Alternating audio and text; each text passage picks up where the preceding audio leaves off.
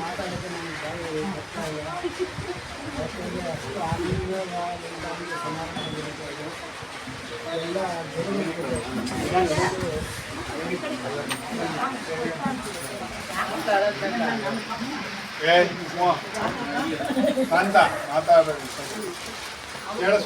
ಕಬೀರ್ ಸಾಹೇಬರ ಆಶೀರ್ವಾದದಿಂದ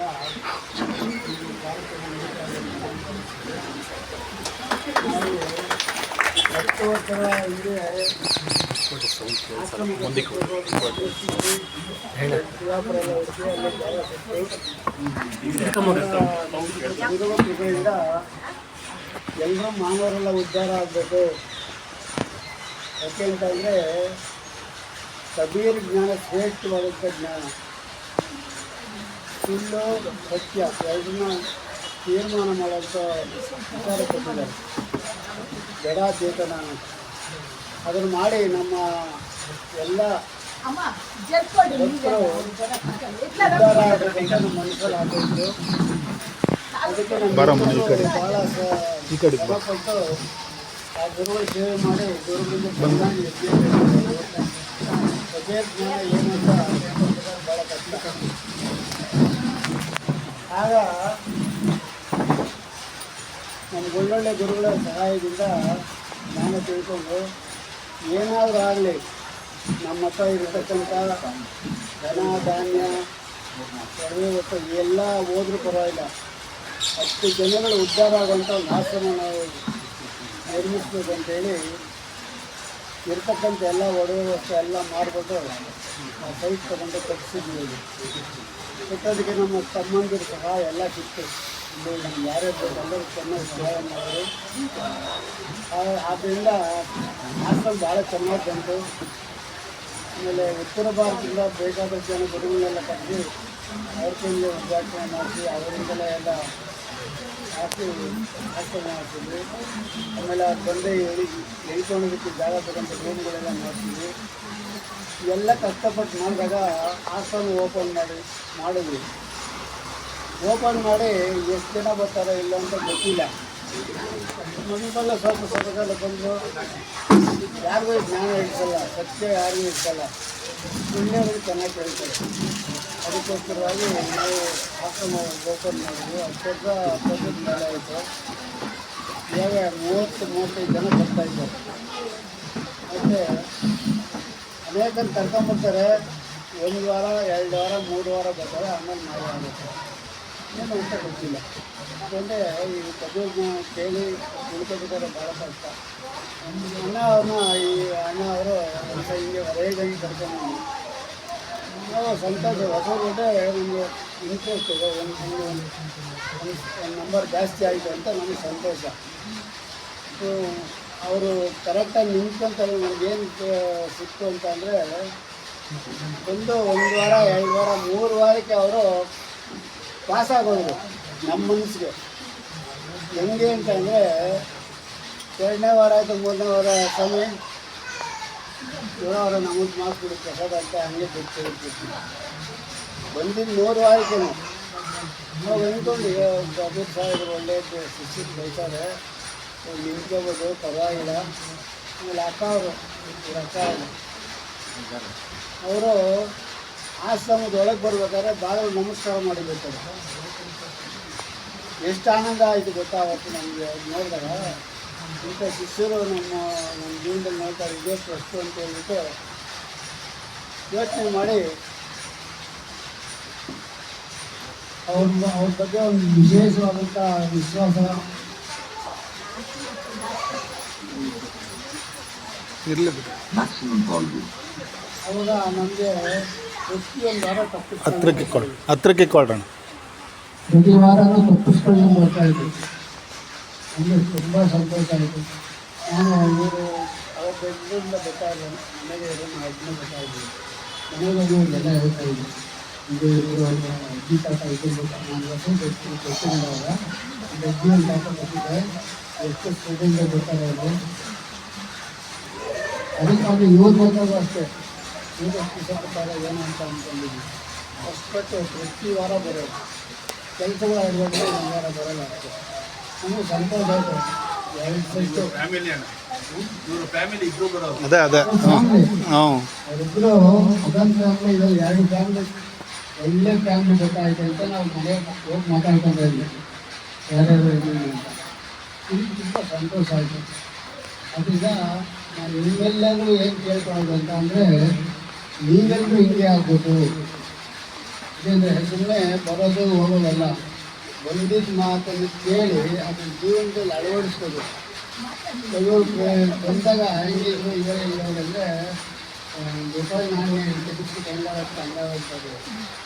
ಈಗ ಪ್ರಶ್ನೆಗಳು ಕೇಳೋದು, ಪ್ರಶ್ನೆಗಳನ್ನ ಪ್ರಶ್ನೆಗಳು ಕೇಳ್ತಾರೆ ಗುರುಗಳು ಕೇಳಿ, ಅವ್ರು ಕೇಳಿದ ಪ್ರಶ್ನೆಗೆಲ್ಲ ಉತ್ತರ ಕೊಡ್ತಾ ಇದ್ದಾರೆ. ಆ ಅಜ್ಜಿ ಅವರು ಊರು ಕಲ್ಪು ಯಾರು ಕಲ್ಪಿಸ್ತೇವೆ ನೀವು ಅಂತ ಹೇಳೋರು. ಮಧ್ಯ ಅಜ್ಜಿ ಹೇಳೋದು. ಆಮೇಲೆ ಅವರವ್ರೆ ಮಾತಾಡ್ಕೊಂಡು ಏನೋ ಸುಮ್ಮನೆ ಆಗೋದು, ಅದಕ್ಕೆ ಸುಮ್ಮನೆ ಆಗೋದು. ಇನ್ನೊಂದು ಸರ್ತಿಗೂ ಪ್ರಶ್ನೆಗಳು, ಈ ಸುರುವಾಯ ಸುಡು ಅಂತ ಅನ್ನೋದು. ಆಮೇಲೆ ಎಷ್ಟು ಅವ್ರಿದ್ರೇ ಒಂಥರ ಕಳೆ, ಎಲ್ರಿದ್ರು ಕಳೆನೇ. ಅವ್ರೇನಾದ್ರು ಸ್ವಲ್ಪ ಕ್ವಶ್ಚನ್ ಆಗ್ತಾರಲ್ಲ, ಎಲ್ರಿಗೂ ಅರ್ಥ ಆಗೋದು. ಒಂದು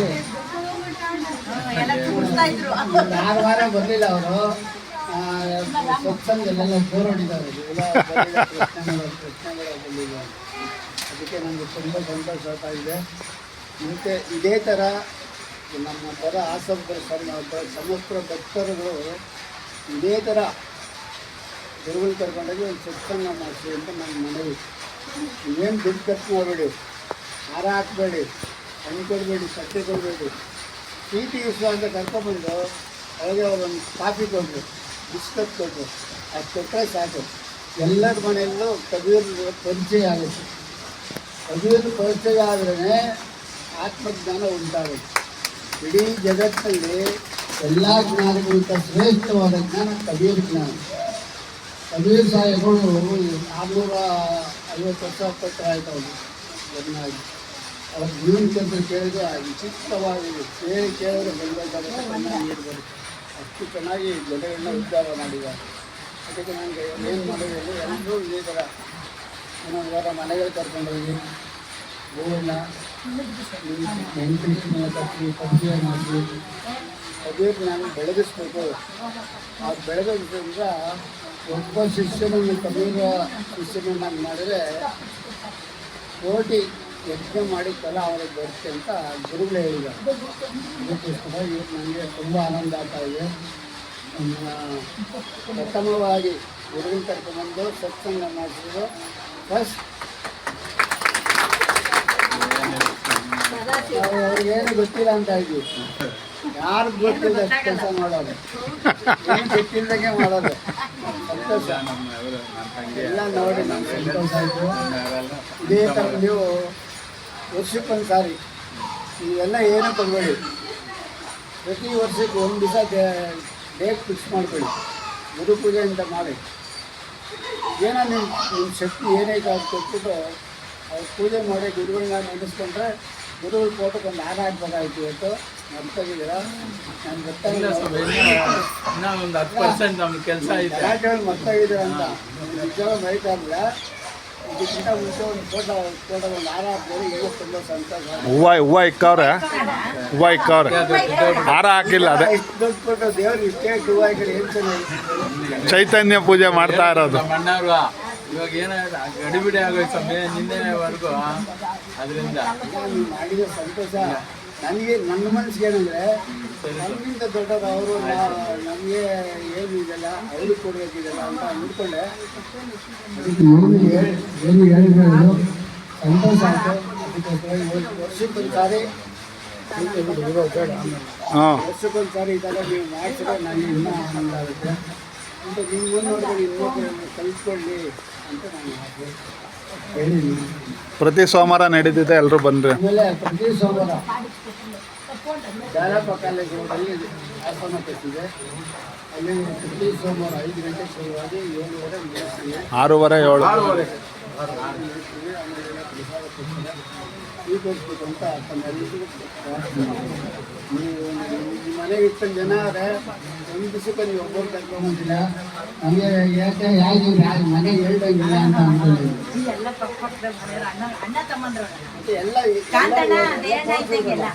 ಯಾಕೆ ಕರ್ಕೊಂಡ್ಬರ್ತಾ ಇಲ್ಲ ಅಂದರೆ ಇವ್ರು ಸರಿ ಹೇಳಿಲ್ಲ ಅವ್ರು ಯಾರಿಗೂ.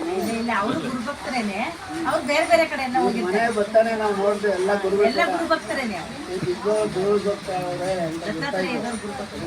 ತುಂಬ ಸಂತೋಷ ಆಯಿತು. ನೀವೆಲ್ಲ ಮಾಡಿ ನಾವು ತುಂಬ ಎಲ್ಲ ನಿಮ್ಮ ಗುರುಗಳ ಆಶೀರ್ವಾದ ನಮ್ದೇನಿಲ್ಲ ಸ್ವಾಮಿ, ಎಲ್ಲ ಗುರು ಆಶೀರ್ವಾದ ಇದ್ರೆ ತಾನು ಆಗೋದು. ಇದಕ್ಕೆಲ್ಲ ಸಹಾಯ ನಮ್ಮ ಅಣ್ಣ ತಮ್ಮಂದಿರು ಅವರಿಬ್ರು ಮಾರ್ಗದರ್ಶನ, ಜಯಣ್ಣ ಅವರು, ಕಾಂತಣ್ಣ ಅವರು ಎಲ್ಲ ಮಾರ್ಗದರ್ಶನ, ನಮಗೆ ಒಂದು ಲೋಕೇಶ್ ಅವರು ಲಕ್ಷ್ಮೀ ಸ್ವಲ್ಪ ಆಶೀರ್ವಾದ ಮಾಡಿ ನಮ್ಮ ಚೆನ್ನಾಗಿ ಕೆಲಸ ಮಾಡ್ತಾವ್ರೆ. ಓದಿಸಿ ಮಾಡೋದ್ರಿಂದ ಇನ್ನೂ ಆಸೆ ಅಂದರೆ ಜನ ಇನ್ನೂ ಹೆಚ್ಚು ಜನ ಅಭಿನಯನ ಶಿಷ್ಯ ಆಗ್ಬೋದು, ತಿಳುವಳಿಕೆ ತಗೋಬೇಕಂತ ಆಸೆ ಇದೆ. ಅದು ಗುರು ಕೃಪೆ ಇದೆ. ಸ್ವಾಮಿ ನೀವು ಪ್ರಶ್ನೆಗಲ್ಲ, ಪ್ರಶ್ನೆಗಿಂತ ಉತ್ತರ ಬರುತ್ತಲ್ಲ ಸ್ವಾಮಿಯವರಿಂದ, ವೆಂಕಟರಮಣವರಿಂದ, ಅದು ಹೆಚ್ಚು ಗೊತ್ತಾ. ಆ ತಾಳ್ಮೆ ಸಹನೆ ಅವರಿಂದ ಅಷ್ಟೊಂದು ಕಾನ್ಸಂಟ್ರೇಷನ್ ಯಾರೂ ಹೇಳಲ್ಲ ಸ್ವಾಮಿ ಉತ್ತರ. ಕೆಲವು ಗುರುಗಳು ಏನು ಯಾಕೆ ಇಷ್ಟೆಲ್ಲ ಮಾಡ್ತೀಯ ಅಂತ ಹೇಳ್ಬಿಟ್ಟು ರೇಗ್ಬಿಡ್ತಾರೆ ಕೆಲವರು. ನಾವೇನಂದರೆ ಸ್ವಾಮಿಗಳು ನಾವು ಹಾಕೋ ಪ್ರಶ್ನೆಗೆ ರಾತ್ರಿಯೆಲ್ಲ ಎಲ್ಲೆಲ್ಲ ಹುಡ್ಕೊಂಡು ಬಂದು ಅದು ಸರಿಯಾದ ಉತ್ತರವನ್ನು ಹುಡ್ಕೊಂಡು ಬರ್ತಾರಲ್ಲ, ಅವ್ರು ಗ್ರೇಟ್, ನಾವೆಲ್ಲ ಗ್ರೇಟ್. ಅವರು ಗ್ರೇಟ್ ನಿಜವಲ್ಲ. ಈ ಒಂದು ಸಂದರ್ಭದಲ್ಲಿ ಅವ್ರಿಗೆ ನನ್ನ ಅವ್ರು ಹೇಳೋದು ಅವ್ರು ಸಾವಧಾನದಿಂದ ನಮ್ಮನ್ನ ಸ್ವೀಕಾರ ಮಾಡ್ತಾರಲ್ಲ, ಅಷ್ಟು ಗುರುಗಳು ನಮ್ಗೆ ಸಿಗ್ಬೇಕಾದ್ರೆ ನಮ್ಮ ಪುಣ್ಯ ಅಷ್ಟೇ. ನಮ್ಮೆಲ್ಲರೂ ಪುಣ್ಯ, ನಮ್ಮೆಲ್ಲರೂ ಹಾಕೋವ್ರ ಕೆಪಾಸಿಟಿ ಇದೆ. ಕೆಲವರು ಕೇಳಲ್ಲ. ನಾನು ಪರವಾಗಿಲ್ಲ, ಹುಚ್ಚ ಅಂದ್ರೂ ನನ್ನ ಪರವಾಗಿಲ್ಲ, ನಾನು ಕೇಳೋದು ಕೇಳ್ಬಿಡ್ತೀನಿ, ನನಗೆ ಅಂತ ಪರವಾಗಿಲ್ಲ ಆಗಲ್ಲ. ಸರಿ ಸ್ವಾಮಿ, ಆಯಿತು. ಆತ್ಮಬಂಧುಗಳೇ, ಈ ದಿನ ಗುರುಭಕ್ತರಾದ ಶ್ರೀ ಸದಾಶಿವಪ್ಪನವರು ನಮ್ಮೆಲ್ಲರನ್ನ ಕರೆಸಿ ಒಂದು ಅದ್ಭುತವಾದ ಒಂದು ಸನ್ಮಾನ ಸಮಾರಂಭವನ್ನು ಮಾಡಿದ್ದಾರೆ. ಇದಕ್ಕೆಲ್ಲ ಮೂಲ ಕಾರಣ ನಮ್ಮ ಸದ್ಗುರು ಹನುಮಾನ್ ಸಾಹೇಬ್. ಅವರಿಂದ ನಾನು ಗುರುತಿಸಿದ್ದು, ಅವರಿಂದ ನಿಮ್ಮೆಲ್ಲರನ್ನ ನೋಡೋ ದರ್ಶನ ಭಾಗ್ಯ ನಮಗೆ ಸಿಕ್ಕಿತ್ತು. ಹಾಗಾಗಿ ಪ್ರಪ್ರಥಮ ಒಂದು ನನ್ನ ನಮಸ್ಕಾರಗಳ ನಮ್ಮ ಸದ್ಗುರು ಹನುಮಾನ್ ಸಾಹೇಬ್ಗೆ ಮತ್ತು ಅವರ ಪತ್ನಿಯರಂಥ ಗುರುಮಾತಾಜಿಯವರಿಗೆ ಸಲ್ಲಿಸ್ತಾ ಇದ್ದೀನಿ. ಇವರು ಒಂದು ರೀತಿ ಕಾರಣ ನಾನು ಇಲ್ಲಿ ಬರೋದಕ್ಕೆ ದೊಡ್ಡಬಳ್ಳಾಪುರ ಶ್ರೀ ನಾಗರಾಜಣ್ಣ ಅವರು, ವರಲಕ್ಷ್ಮಮ್ಮ ಇಲ್ಲಿ ಕ್ರಮೇಣ ಪ್ರವಚನ ಮಾಡೋರು ಕಡಿಮೆ ಆಗಿಬಿಟ್ರು. ಹಾಗಾಗಿ ನಾನು ವೃತ್ತಿಯಲ್ಲಿ ಪೊಲೀಸ್ ಕೆಲಸ, ಇನ್ನೂ 2 ವರ್ಷ ಇದ್ದಂಗೆ ಎಲ್ಲ ಕರ್ಕೊಂಡ್ಬಂದು ನನಗೆ ತರಬೇತಿ ಕೊಟ್ಟು ಇಲ್ಲಿ ಹೇಳೋದಕ್ಕೆ. ಹಾಗಾಗಿ ಅವರು ಈ ಸಮಯದಲ್ಲಿ ನಾನು ಸ್ಮರಿಸ್ತೀನಿ. ಮತ್ತು ಇವೆಲ್ಲರೂ ಸಹಕಾರ ಕೊಟ್ಟರು. ನಾನು ಮಾತು ತೊಂದು ಮಾತನಾಡ್ತಾ ಇದ್ದಾಗ ಕಾಂತಣ್ಣ ಅವರು ಸಪೋರ್ಟ್ ಮಾಡೋರು, ದಯಣ್ಣ ಅವರು ಸಪೋರ್ಟ್ ಮಾಡೋರು, ಮಂಗಳಮ್ಮ ಅವರು ಮತ್ತು ಅವ್ರ ಜೊತೆ ಸುಮಾ ಅವರು ಎಲ್ಲ ನನಗೆ ಸಹಾಯ ಮಾಡ್ತಾ ಇದ್ದಾರೆ. ಗುರುವಿನ ಒಂದು ಮಹಿಮೆ ಬಗ್ಗೆ ಒಂದು ಸಣ್ಣ ಕತೆ ಒಂದು ಮೂಲಕ ತಿಳಿಸ್ಕೊಟ್ಬಿಡ್ತೀನಿ. ಬುದ್ಧನ ಕೋಡ ಹಾಕಿಲ್ಲ, ಅವನು ಮಹಾಜ್ಞಾನಿ. ಆತ ಮಹಾಜ್ಞಾನಿ, ಅವನಿಗೆ ಅನೇಕ ಮಂದಿ ಶಿಷ್ಯರು ಮತ್ತು ಧರ್ಮ ಪ್ರಚಾರಕ್ಕೆ ಹೋಗ್ತಾ ಇದ್ರು. ಬುದ್ಧನ ಒಂದು ಜ್ಞಾನದ ಪ್ರಚಾರಕ್ಕೆ ಒಂದು ಊರಿನಲ್ಲಿ ಅಸೂಯೆ, ಆ ಬುದ್ಧನ ಒಂದು ಧರ್ಮದವ್ರನ್ನ ತುಳಿಬೇಕು ಅಂತೇಳಿ ಅಲ್ಲಿನ ಮುಖಂಡರು ಒಬ್ಬ ವೇಶ್ಯೆಯನ್ನ ನಿಗದಿ ಮಾಡ್ತಾರೆ. ಆ ಶಿಷ್ಯನನ್ನ ನೀನು ಮುಗಿಸ್ಬೇಕು, ಬೌದ್ಧ ಧರ್ಮ ಇಂಥದ್ದಿದೆ ಅಂತೇಳಿ ನಾವು ಪ್ರಚಾರ ಮಾಡ್ತೀವಿ ಅಂತೇಳಿ ಅವ್ರನ್ನ ಕಾಂಟ್ರಾಕ್ಟ್ ಮಾಡ್ಕೊಂಡಿರ್ತಾರೆ. ಒಬ್ಬ ಶಿಷ್ಯ ಅವನು ಅಲ್ಲಿ ಪ್ರಚಾರ ಮಾಡ್ತಾ ಇರ್ತಾನೆ. ಅವನ ಕರ್ತವ್ಯ ಏನು ಅಂದರೆ ಭಿಕ್ಷೆ ಬೇಡಿ ಊಟ ಮಾಡೋದು, ಪ್ರಚಾರ ಮಾಡೋದು. ಇವಳು ಒಂದು ದಿವಸ ಅವನ್ನ ಕರೀತಾಳೆ. ನಾನು ಸತತವಾಗಿ 3 ವಾರ ನಾನು ನಿನಗೆ ಭಿಕ್ಷೆ ಕೊಡ್ತೀನಿ, ದಯವಿಟ್ಟು ನನ್ನ ಭಿಕ್ಷೆಯನ್ನು ಸ್ವೀಕರಿಸು. ಒಪ್ಕೊಳ್ತಾನೆ. ಮೊದಲನೇ ವಾರ ಹೊರಗೆ ನಿಂತು ಭಿಕ್ಷೆ ಕೊಡ್ತಾಳೆ. 2ನೇ ವಾರ ತನ್ನಲ್ಲಿ ಇರ್ತಕ್ಕಂಥ ಮಕ್ಕಳ ಗಲಾಟೆ ಎದುರಿಸ್ಬಿಡ್ತಾಳೆ ಮನೆಯೊಳಗೆ. ಹಾಗೆ ಹೇಳ್ತಾಳೆ, ಮಕ್ಕಳು ಗಲಾಟೆ ಮಾಡ್ತಾರೆ ಸ್ವಾಮಿ, ಅವನ್ನೆಲ್ಲ ಆಚೆ ಕಳಿಸ್ತೀನಿ, ಇನ್ನು ಒಳಗಡೆ ಬನ್ನಿ. ಬಂದು ಹೊರಗಡೆ ಪ್ಯಾಸೇಜ್ ಬಂದು 2ನೇ ವಾರ ಕಳೀತು. 3ನೇ ವಾರ ಆಗ್ಲೂ ಮಕ್ಕಳನ್ನ ಗಲಾಟೆ ಮಾಡಿಸ್ಬಿಡ್ತಾಳೆ. ಸ್ವಾಮಿ, ನಾನು ನಿಮ್ಮೊಂದಿಗೆ ಮಾತಾಡಬೇಕು, ಭಿಕ್ಷೆ ಕೊಡ್ತಾ ನಿಮ್ಮ ಜ್ಞಾನ ತಿಳಿಬೇಕು, ದಯವಿಟ್ಟು ನಡುಮನೆಗೆ ಬನ್ನಿ. ಪಾಪ ನಡುಮನೆಗೆ ಬಂದ. ಆಕೆ ಮೊದಲೇ ಬೇಸಿ ಅನೇಕ ವಿಧವಾದ ರಂಗು ರಂಗಿನ ಫೋಟೋಗಳಿತ್ತು. ಭಿಕ್ಷೆ ಕೊಡುವಾಗ ಇವನಿಗೆ ಗಮನ ಆಗೋಗ್ಬಿಡ್ತು. ನೋಡ್ತಾನೆ, ಭಿಕ್ಷೆ ತಗೊಳ್ತಾನೆ, ಅಲ್ಲಿ ನೋಡ್ತಾನೆ, ಭಿಕ್ಷೆ ತೆಗೆದುಕೊಳ್ತಾನೆ, ಅಲ್ಲಿ ನೋಡ್ತಾನೆ. ಆಗ ತನ್ನ ಗುರು ಭಗವಾನ್ ಬುದ್ಧನನ್ನ ಸ್ಮರಣೆ ಮಾಡ್ತಾನೆ. ಸ್ಮರಣೆ ಮಾಡಿದಾಗ ಮೊದಲನೇ ದಿನನೇ ಸ್ಮರಣೆ ಮಾಡ್ತಾನೆ. ಭಗವಾನ್ ಬುದ್ಧ ಇದೇ ರೀತಿ ಸತ್ಸಂಗ ನಡೀತಾ ಇರುತ್ತೆ. ನಗು ಬಂದ್ಬಿಡುತ್ತೆ, ಅವನು ನಗ್ತಾ ಇರ್ತಾನೆ. ಅಲ್ಲಿನ ಒಬ್ಬ ಶಿಷ್ಯ ಕೇಳ್ತಾನೆ, ಗುರುಗಳೇ ಯಾಕೆ ನಗ್ತಾ ಇದ್ದೀರಾ? ಹೇಳ್ತಾನೆ, ಬಹಳ ದೂರದಲ್ಲಿ ಒಂದು ದೈವಿ ಶಕ್ತಿ, ಅಸುರ ಶಕ್ತಿ ಇಬ್ಬರ ನಡುವೆ ಯುದ್ಧ ನಡೀತಾ ಇದೆ. ಇಬ್ಬರ ನಡುವೆ ಯುದ್ಧ ನಡೀತಾ ಇದೆ. ಇವನು ಇಲ್ಲಿ ಭಿಕ್ಷೆ ತಗೊಳ್ಳೋದು, ಅಲ್ಲಿ ನೋಡೋದು, ಭಿಕ್ಷೆ ತಗೊಳ್ಳೋದು, ಅಲ್ಲಿ ನೋಡೋದು, ಚಂಚಲ ಆಗ್ತಾ ಇದೆ ಮನಸ್ಸು. ಆಗ ಗುರುವಿನ ಸ್ಮರಣೆ ಮಾಡ್ತಾನೆ. ನೋಡಿ, ಗುರು ಸಾವಿರಾರು ಮೈಲಿ ದೂರದಲ್ಲಿದ್ರು ಅವನ ಕೃಪೆ ಅವನು ಮುಟ್ಟುತ್ತೆ. ಇವನು ಗೊಂದಲದಲ್ಲಿದ್ದಾನೆ, ದ್ವಂದ್ವದಲ್ಲಿದ್ದಾನೆ ಅಂತ. ಅಲ್ಲಿ ಕುಳಿತಿದ್ದ ಶಿಷ್ಯ ಕೇಳಿದಾಗ, ನೋಡಿ ಈ ರೀತಿ ನಡೀತಾ ಇದೆ ಅಂದಾಗ ವಿಚಾರ ಅವ್ನು ಹೇಳಿದಾಗ, ದಯವಿಟ್ಟು ಸಹಾಯ ಮಾಡಿ. ಆತನು ಬಿಟ್ಟು ಹೋಗಬಾರ್ದು ಜ್ಞಾನದ ಮಾರ್ಗವನ್ನ.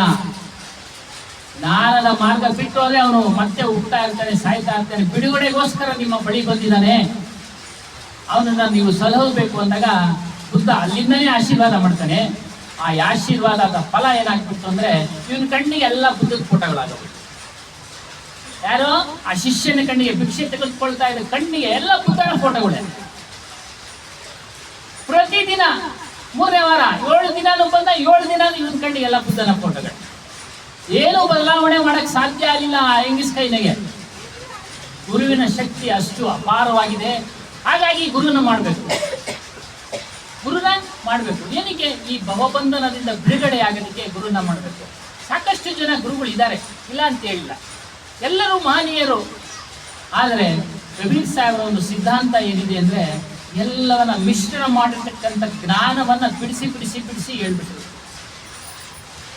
ಬಿಡಿಸಿ ಹೇಳಿ ನಮ್ಮನ್ನ ಉದ್ಧಾರದ ಮಾರ್ಗಕ್ಕೆ ತೆಗೆದುಕೊಂಡು ಹೋಗ್ತಾ ಇದ್ದಾರೆ. ಅದಕ್ಕೆ ಹೇಳ್ತಾರೆ, ಗುರುಕೋ ಕೀಜೆ ಗಂದಗಿ ಕೋಟಿ ಕೋಟಿ ಪ್ರಣಾಮ್, ಕೀಟನ ಜಾನೆ ಗುರುಕೋ ಗುರು ಕರಲೆ ಆಪು ಸಮ. ಏನು? ಗುರುಗೆ ಕೋಟಿ ಕೋಟಿ ನಮನಗಳನ್ನ ಮಾಡಿ, ಕೋಟಿ ಕೋಟಿ ನಮನಗಳನ್ನ ಮಾಡಿ.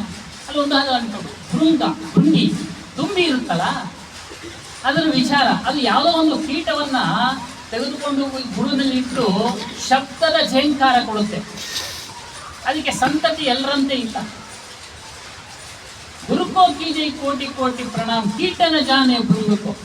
ಆ ಕೀಟವನ್ನ ತನ್ನ ದುಂಬಿಯನ್ನಾಗಿ ಮಾಡ್ಕೊಳ್ಳುತ್ತೆ. ಹಾಗೆ ಗುರುನ ಯಾರು ಮಾಡ್ತಾರೋ ಆತ ಆ ಶಿಷ್ಯನನ್ನ ಯಾರು ಸಮರ್ಪಣೆ ಮಾಡ್ಕೊಳ್ತಾರೋ ಆ ಶಿಷ್ಯನನ್ನ ತನ್ನ ಸಮನಿಗೆ ನಿಲ್ಲಿಸ್ತಾನೆ. ಇದಕ್ಕೆ ನಾನೇ ಉದಾಹರಣೆ. ನಮ್ಮ ಸದ್ಗುರು ಹನುಮಾನ್ ಸಾಹೇಬರ ಶಿಷ್ಯ ನಾನು. ಅವ್ರು ನೆನೆಸ್ಬೇಕು, ಶ್ರದ್ಧೆ ಸಮರ್ಪಣೆಯಿಂದ ನಾವು ಮಾಡಿಕೊಂಡಾಗ ನಮ್ಮನ್ನು ಸಹ ಅವ್ರು ಸರಿಸಮಾನವಾಗಿ ನಿಲ್ಲಿಸ್ತಾನೆ. ನಾನು ಯಾವ ರೀತಿ ಮುಕ್ತನಾಗಿದ್ಯೋ ನೀನು ಅದೇ ರೀತಿ ಮುಕ್ತನಾಗು ಅನ್ನೋ ಒಂದು ಸಂದೇಶವನ್ನ ಕಬೀರ್ ಸಾಹೇಬರು ನಮಗೆ ಈ ಜಗತ್ತಿಗೆ ತಿಳಿಸಿದ್ದಾರೆ. ಸಾಕಷ್ಟು ಇವತ್ತಿನ ದಿನ ಈ ಸದಾಶಿವಪ್ಪನವರ ಕುಟುಂಬದವರೆಲ್ಲ ಭಾಗವಹಿಸಿದ್ದಾರೆ. ಸಾಕಷ್ಟೆಲ್ಲ ಒಂದು ಹೇಳೋದಕ್ಕೆ ಶಬ್ದಗಳೇ ಇಲ್ಲ ನಮ್ಮಲ್ಲಿ. ಅಷ್ಟು ಒಂದು ಋಣನ ಒಂದು ಭಾರವನ್ನು ಹೊರಿಸ್ಬಿಟ್ಟಿದ್ದಾರೆ ನಮ್ಮ ಮೇಲೆ. ಅದನ್ನ ತೀರಿಸೋದು ನಾವು ಹೇಗೆ? ತೀರಿಸೋದು ಹೇಗೆ? ಅವ್ರ ಸೇವೆ ನಾವು ಮಾಡಬೇಕು. ಯಾವ ರೀತಿ? ಶಬ್ದಗಳ ಮೂಲಕ, ವಿಚಾರಗಳನ್ನು ತಿಳಿಸಿಕೊಡೋದ್ರ ಮೂಲಕ ನಾವು ಮಾಡಬೇಕು. ಮಾಡ್ಬೋದು, ನಮ್ಮ ಕರ್ತವ್ಯವಾಗಿದೆ. ಅದು ನಮ್ಮ ಕರ್ತವ್ಯವಾಗಿದೆ. ಗುರು ಆದ ಕೂಡಲೇ ಅದನ್ನ ಒಂದು ಪೀಠ ಕೊಟ್ಬಿಟ್ಟೇನು ಸಂತೋಷವಾಗಿರೋಕ್ಕೆ ಸಾಧ್ಯ ಇಲ್ಲ. ಪ್ರೊಫೆಸರ್ ಸಾಹೇಬರು ಬಂದಿದ್ರು, ಅನೇಕ ವಿಚಾರಗಳನ್ನು ಕೇಳಿದ್ರು. ನನಗೆ ಭಯ ಅವ್ರ ಮುಂದೆ ಮಾತಾಡಿದ್ರು. ಅಷ್ಟು ವಿಚಾರವಂತರು ಅವರು. ಆದರೂ ಏನೋ ತೊಗಲು ಮಾತುಗಳನ್ನ ಹೇಳ್ತಾ ಇದ್ದೆ. ಅವರು ನನಗೆ ಸಹಾಯ ಮಾಡ್ತಾ ಇದ್ರು. ಹಾಗಾಗಿ ಒಂದೊಂದು ನುಡಿಗಳನ್ನು ಹೇಳ್ತಾ ನಿಜವಾಗ್ಲೂ ರಾಮಸ್ವಾಮಣ್ಣವರು ಅವರೆಲ್ಲರೂ ಸಹಾಯ ಮಾಡ್ತಾ ಇದ್ರು. ಈ ಕುಟುಂಬ ವರ್ಗಕ್ಕೆ ನಾನು ಆಭಾರಿಯಾಗಿದ್ದೀನಿ. ಸದಾಶಿವನ ಕುಟುಂಬಕ್ಕೆ, ಅವರ ಅಣ್ಣ ಸಹೋದರರು, ಅವರು ಸಂಬಂಧಿಕರೆಲ್ಲರ ಒಂದು ಮಹಾತಾಯಿ ಅವರು ಸಹ ಸಾಕಷ್ಟು ಅವರೆಲ್ಲರಿಗೆ ಅಪಾರವಾದ ಭಕ್ತಿ ಉಳ್ಳವರು. ಅವರ ಅಕ್ಕ ಅವರು ಗುರುವಿನ ಮೇಲೆ ಅಪಾರವಾದ ಭಕ್ತಿ. ಅಲ್ಲಿ ನೋಡ್ತಾ ಇದ್ದೀನಿ ಅವರ ಆಕ್ಟಿವಿಟೀಸ್, ಚಲನವಲನಗಳನ್ನ. ಹಾಗಾಗಿ ತುಂಬ ಸಂತೋಷ ಆಯಿತು. ಈ ಒಂದು ದೊಡ್ಡಬಳ್ಳಾಪುರ ಆಶ್ರಮದಲ್ಲಿ ಒಂದು ಆಶ್ರಮವನ್ನು ಶ್ರೀ ವರಲಕ್ಷ್ಮೀ ನಾಗರಾಜ್ ಅವರು ಪ್ರಾರಂಭ ಮಾಡಿದ್ದಾರೆ.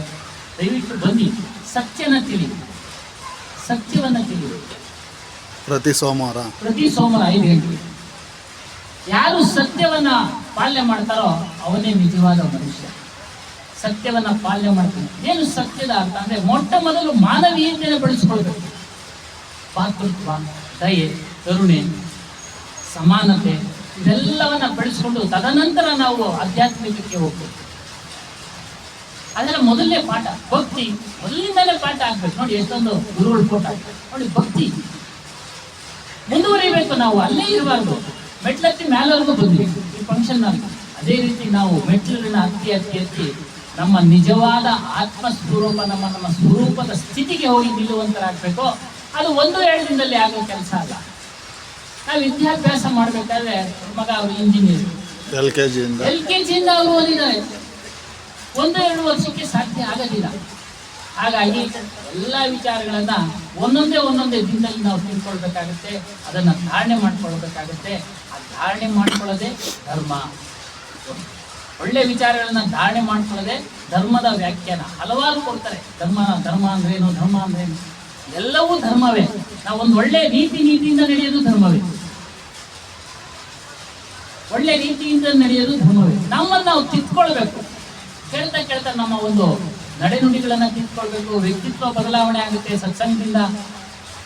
ಎಲ್ಲ ಅವರ ಮನೆಯಲ್ಲಿ ಶಾಂತಿ ಸ್ಥಾಪನೆ ಆಗುತ್ತೆ. ಯಾರ್ಯಾರು ಸತ್ಸಂಗವನ್ನ ಕೇಳಿದು ಧಾರಣೆ ಮಾಡ್ಕೊಂಡಿದಾರೋ ಅವ್ರ ಮನೆಗಳಲ್ಲಿ ಶಾಂತಿ ಮೊಟ್ಟ ಮೊದಲು ಮನೆಯಲ್ಲಿ ಶಾಂತಿ ಸ್ಥಾಪನೆ ಆಗುತ್ತೆ. ಮತ್ತು ತನ್ನ ಅಂತರಂಗದಲ್ಲಿ ಸಹ ಶಾಂತಿ ಉತ್ಪಾದನೆ ಆಗುತ್ತೆ. ಅದನ್ನು ಅನುಭವಿಸಿ ಪಡೀಬೇಕಾಗಿದೆ. ಹಾಗಾಗಿ ಈ ಸದ್ಗುರು ಕಬೀರ್ ಸಾಹೇಬರು ಎಲ್ಲರಿಗೂ ಸಹ ಕುಟುಂಬಸ್ಥರಿಗೂ ಸಹ ಶಿಲ್ಪ, ಅವ್ರ ಮಗ ಮತ್ತು ಅವ್ರ ಸಹೋದರರಿಗೆ ಮತ್ತು ಸುಬ್ರಹ್ಮಣ್ಯ ಸ್ವಾಮಿಗಳಿಗೆ ಇವರು ತುಂಬ ನಮಗೆ ಪರಿಚಯ. ಯಾವುದೋ ಇವರು ರಿಲೇಷನ್ ನಂಜುಂಡಪ್ಪ ಅಂತ, ಅವ್ರ ಮೂಲಕ ಅವ್ರನ್ನ ನೋಡಿದ್ದೀನಿ. ನಂಜುಂಡಪ್ಪ ಅವರ ಜೊತೆಯಲ್ಲಿ ಪರಿಚಯ ಆಗಿದ್ದೀರ. ಹಾಂ, ಇವ್ರ ಜೊತೆ ಪರಿಚಯ. ಬಾಲರಾಜ್ ಅವರು ಬಹಳ ಸರಸ್ವತಿ ಪುತ್ರ ಅಂತ ಹೇಳ್ತೀವಿ ನಾವು, ಜನಾರ್ದನ ಅಂತ ಹೇಳ್ಬಿಟ್ಟು. ಬಹಳ ಬಂದಿದ್ರು, ಒಂದ್ಸಲಿ ಬಂದಿದ್ರು. ಯಾಕೋ ನಿಲ್ಸ್ಬಿಟ್ಟಿದ್ದಾರೆ. ಬನ್ನಿ, ನೀವೆಲ್ಲ ನಿಮ್ ಸಹಾಯ ಬೇಕೇ ಬೇಕು. ನಾನು ಗೈರು ಆಚಾರ್ಯ ಆದಾಗ ನೀವು ಸತ್ಸಂಗ ಮಾಡಿ. ಅವ್ರಿಗೆ 2 ಟೈಟಲ್ಸ್ ಅವೆ, ಸರಸ್ವತಿ ಪುತ್ರ, ಲಕ್ಷ್ಮೀ ಪುತ್ರ ಅಂತ ನೋಡಿ. ಬನ್ನಿ ಸತ್ಸಂಗ. ಕಬೀರ್ ಸಾಹೇಬರು ಯಾರಿಗೂ ತಿಳ್ಕೊಂಬೇಡಿ ಅಂತಿಲ್ಲ, ಎಲ್ಲಾ ವರ್ಣದವರು ತಿಳ್ಕೊಳ್ಬೋದು. ನಮ್ಮ ಒಂದು ಹಿಂದೂ ಧರ್ಮದಲ್ಲಿ ಏನಾಗ್ತಿದೆ ಅಂದ್ರೆ ಕೆಲವರು ಮಾತ್ರ ತಿಳಿಬೇಕು ಆತ್ಮಜ್ಞಾನ ಅಂತ ಇದೆ. ಆದ್ರೆ ಕಬೀರ್ ಸಾಹೇಬರು ಹೇಳಿದ್ರು ಎಲ್ಲರೂ ತಿಳಿಬಹುದು, 4 ವರ್ಣದವರು ತಿಳಿಬಹುದು. ಒಬ್ಬರಿಗೆ ಅದೇನು ಮೀಸಲಲ್ಲ. ಎಲ್ಲರೂ ತಮ್ಮ ಆತ್ಮಜ್ಞಾನವನ್ನು ತಿಳಿಬಹುದು ಅನ್ನೋ ವಿಚಾರವನ್ನ ಜಗತ್ತಿಗೆ ತಿಳಿಸಿದಂಥವರು ಸದ್ಗುರು ಕಬೀರ್ ಸಾಹೇಬರು. ಎಲ್ಲರ ವಿಚಾರಗಳನ್ನ ತೆಗೆದುಕೊಳ್ಬೇಕು. ಇಲ್ಲಿ ಯಾರನ್ನು ಇದು ತೆಗಳೋದು ಕೆಳಗಡೆ ಇಡೋದು ಏನಿಲ್ಲ. ಬಸವಣ್ಣ ಅವ್ರ ವಿಚಾರ ಅದ್ಭುತ, ವಚನಗಳು ಅದ್ಭುತ, ಅಕ್ಕ ಮಹಾದೇವಿ ವಚನಗಳು ಅದ್ಭುತ. ಅದರಲ್ಲಿರ್ತಕ್ಕಂಥ ಸಾರವನ್ನ ತೆಗೆದುಕೊಂಡು ಹೇಳಿರೋದೇ ಸದ್ಗುರು ಕಬೀರ್ ಸಾಹೇಬ್. ವೀರಬ್ರಹ್ಮೇಂದ್ರ ನಾನು ಹೋಗಿದ್ದೆ ಮನೆಯೆಲ್ಲ. ವೀರಬ್ರಹ್ಮೇಂದ್ರ ಸ್ವಾಮಿ ಮಠಕ್ಕೆ ನೋಡ್ಕೊಂಬಂದೆ. ಅವ್ರ ಜ್ಞಾನವೂ ತೆಗೆದುಕೊಳ್ಬೇಕು, ವಿಚಾರ ಮಾಡಬೇಕು. ಕೈವಾರ ತಾತ ಇನ್ನೊಂದು ವಿಚಾರ ಹಾಕಿ ಹೇಳ್ತಾ ಇರ್ತೀನಿ. ಯಾರೋ ಕೈವಾರಕ್ಕೆ ಹೋಗಿ ಬಂದಿದ್ರು, ನೀವು ಹೋಗಿದ್ವಾ? ಹೋಗವ್ರೆ ಪುಸ್ತಕ ಕೈವಾರ ತತ್ವದರ್ಶನ ಅಂತೇಳಿ ಒಂದು ಪುಸ್ತಕ ಬಹಳ ಚೆನ್ನಾಗಿದೆ. ಅದನ್ನು ನಾನು ಹೇಳ್ತಾ ಇರ್ತೀನಿ. ಯೋಗಿ ವೇಮನ ಅವ್ರ ವಿಚಾರ ಹೇಳ್ತಾ ಇರ್ತೀನಿ. ನಮ್ಮ ಗುರುಗಳ ಭಾಷೆ ತೆಲುಗು, ಮಾತೃಭಾಷೆ ತೆಲುಗು ಸುಲಲಿತವಾಗಿ ಹೇಳೋರು, ಕನ್ನಡವನ್ನ ಸುಲಲಿತವಾಗಿ ಹೇಳೋರು. ಮತ್ತು ಏನು ವಿದ್ಯಾಭ್ಯಾಸ ಮಾಡಿಲ್ಲ, ಕಾಕ ನಾಸ್ತಿ ಕಾನ ಜಾಸ್ತಿ ಅದು, ಕಾಕ ಕೀಕಿ ಅಷ್ಟೇ ಊಟ ಮಾಡೋದು. ಆದರೆ ಅವರಿಗೆ ಗುರು ಒಂದು ಕರುಣೆ ಇಷ್ಟು ಒಲ್ಬಿಡ್ತು ಅಂದ್ರೆ ಹಿಂದಿಯನ್ನ ಓದಿ ಸುಲಲಿತವಾಗಿ ಅರ್ಥ ಮಾಡಿಕೊಂಡು ನಮ್ಗೆ ಹೇಳೋದು. ಗುರುಕೃಪೆ ಅಷ್ಟು ಅಪಾರವಾಗಿದೆ. ಹಾಗಾಗಿ ಎಲ್ಲರೂ ಗುರುಪುತ್ರರಾಗಿ ಬನ್ನಿ, ಸತ್ಸಂಗವನ್ನ ಕೇಳಿ ಜೀವನದ ಕಲೆಯನ್ನ ಯಾವ ರೀತಿ ಬದುಕಬೇಕು ಅನ್ನೋದು ಅದ್ರ ಮೂಲಕ ನಮ್ಗೆ ತಿಳಿದು ಬರುತ್ತೆ. ಎಲ್ಲ ತಿಳಿದಿದವರೇ, ನೀವು ಇಲ್ಲ ಅಂತ ಹೇಳಿಲ್ಲ. ಎಲ್ಲ ದೊಡ್ಡವರು, ನಮ್ಗಿನ ವಯಸ್ಸಿನಲ್ಲಿ ದೊಡ್ಡವರಾಗಿದ್ದೀರಾ, ತಿಳುವಳಿಕೆಯಲ್ಲಿ ದೊಡ್ಡವರಾಗಿದ್ದೀರಾ. ಆದ್ರೆ ನಿಜವಾದ ತಿಳುವಳಿಕೆಯನ್ನ ನಾವು ಸತ್ಸಂಗದಲ್ಲಿ ನಾವು ತಿಳಿದ್ವಿ. ಇವೆಲ್ಲ ವ್ಯಾವಹಾರಿಕ ತಿಳುವಳಿಕೆ, ಪ್ರಾಪಂಚಿಕ ತಿಳುವಳಿಕೆ. ಇದಕ್ಕಿಂತ ಹೆಚ್ಚಿನಾಗಿರೋದು ಅಂತಂದ್ರೆ ಆತ್ಮದ ತಿಳುವಳಿಕೆ. ಅದನ್ನ ನಾವು ತಿಳಿಬೇಕಾಗಿದೆ. ಅದು ತಿಳಿಯೋದು ಕಾರಣ ಏನು ಅಂತಂದ್ರೆ ನಾವು ಅನೇಕ ಯುಗಗಳಿಂದ ಹೋಗ್ತಾ ಇದೀವಿ. ವೇದಗಳು ಹೇಳ್ತಾ ಇದ್ದೇವೆ, ಪುರಾಣಗಳು ಹೇಳ್ತಾ ಇದ್ದೇವೆ, ಹಿಂದಿನ ಜನ್ಮದಲ್ಲಿ ಆಗಿದ್ದೆ, ಈಗಿದ್ಯಾ, ಮುಂದೆ ಏನೋ ಆಗುತ್ಯಾ. ಅದನ್ನೆಲ್ಲ ಬಿಡುಗಡೆಯ ಮಾರ್ಗ ಅಂದ್ರೆ ಆಧ್ಯಾತ್ಮಿಕ, ಆತ್ಮನನ್ನ ತಿಳಿಯೋ ಮಾರ್ಗ. ಅದನ್ನ ಇವರು ನಡೆಸಿಕೊಡ್ತಾ ಇದ್ದಾರೆ ಆಶ್ರಮದಲ್ಲಿ. ವರಲಕ್ಷ್ಮಿ ನಾಗರಾಜ್ ಅವ್ರ ಸಹೋದರರು, ಅವರ ಕುಟುಂಬದವರು ಅದನ್ನ ಸದುಪಯೋಗ ಪಡಿಸ್ಕೊಳ್ಳಿ. ಸ್ಥಳಾವಕಾಶ ಕೊಟ್ಟಿದ್ದಾರೆ. ಎಲ್ಲರೂ ಏನು ಮಹಾತ್ಮರೆಲ್ಲ ಬರ್ತಾ ಇರ್ತಾರೆ, ಹೋಗ್ತಾ ಇರ್ತಾರೆ. ಅವರು ಪ್ರತಿದಿನ ಅವ್ರನ್ನ ನಾವು ದರ್ಶನ ಮಾಡೋಕ್ಕಾಗೋದಿಲ್ಲ. ಅವರು ಸಂಚಾರಿಗಳು. ನಾವು ಬೆಂಗಳೂರಿನವರು ಬರ್ತೀವಿ, ಹೋಗ್ತೀವಿ ಅಲ್ವ, ಹತ್ರ ಇದೆ ನಮ್ಗೆ ಬೆಂಗಳೂರು. ನನ್ನ ಉದ್ದೇಶ ಏನು ಅಂದ್ರೆ ನಮ್ಗೆ ಹನುಮಾನ್ ಸಾಹೇಬ್ರು ನಮ್ಗೆ ನಿರ್ದೇಶನ ಕೊಡ್ತಿದ್ದಾರೆ, ಇದನ್ನ ಪ್ರಚಾರ ಮಾಡೋದು. ಹನುಮಾನ್ ಸಾಹೇಬ್ ಫೋಟೋ ಅದಿದೆಯಲ್ಲ, ಪ್ರಚಾರ ಮಾಡುವಂತ ನಿರ್ದೇಶನ ಕೊಟ್ಟಿದ್ದಾರೆ. ಅದ್ರ ಕೆಲಸನೇ ಅದು ಕೆಲಸ ಕರ್ತವ್ಯ. ಮೊದಲು ಅಲ್ಲಿತ್ತು ಕರ್ತವ್ಯ, ಈಗ ಇದು ನನ್ನ ಕರ್ತವ್ಯ ಆಗಿದೆ. ದಯಮಾಡಿ ಎಲ್ಲರೂ ಸಹ ಆಗಮಿಸಿ ಸತ್ಸಂಗವನ್ನ ಕೇಳಿ ನಮ್ಮ ಆಶೀರ್ವಾದ ಮಾಡಿ, ನಮಗೂ ಸಹ ನಿಮ್ಮಲ್ಲಿರ್ತಕ್ಕಂಥ ತಿಳುವಳಿಕೆಯನ್ನು ನಮಗೂ ತಿಳಿಸಿ. ಇವರು ಮಹಾನ್ ಜ್ಞಾನಿಗಳು, ಸುಬ್ರಹ್ಮಣ್ಯ ಸ್ವಾಮಿಗಳು, ಹಾಗಾಗಿ ಏನು ಹೇಳ್ತಾ ಇರ್ತಾರೆ. ಎಲ್ಲರೂ ನಿಮ್ಮಲ್ಲಿರ್ತಕ್ಕಂಥ ತಿಳುವಳಿಕೆ ನನಗೂ ತಿಳಿಸಿ, ತಿಳ್ಕೊಳ್ಳೋಣ, ಬೆಳೆಯೋಣ. ನೀವು ಬೆಳೀರಿ, ನಮ್ಮನ್ನು ಬೆಳೆಸಿ. ಮೇಡಮ್ನವರು ಅಷ್ಟೇ, ಎಷ್ಟು ತಿಳುವಳಿಕೆ ಒಳ್ಳೆಯದು. ನಮಗೇನಾಗಿದೆ ಅಂದರೆ, ಸುಮ್ಮನೆ ನಾವು ಈಶ್ವರನಿಗೆ, ರಾಮನಿಗೆ, ವೆಂಕಟರಮಣ ಸ್ವಾಮಿಗೆ ಪೂಜೆ ಮಾಡ್ತೇವೆ, ಸಾಕಲ್ಲ ಅಂತ ನಾವು ಅನ್ಕೊಳ್ತಾ ಇದ್ದೀವಿ. ಸುಮ್ಮನೆ ಅದು ನಿಜವಾಗ್ಲೂ ಸಾಕಾಗಿಲ್ಲ. ಮನುಷ್ಯನಿಗೆ ತೃಪ್ತಿನೇ ಇಲ್ಲ, ಎಷ್ಟೊಂದು ತೃಪ್ತಿನೇ ಇಲ್ಲ,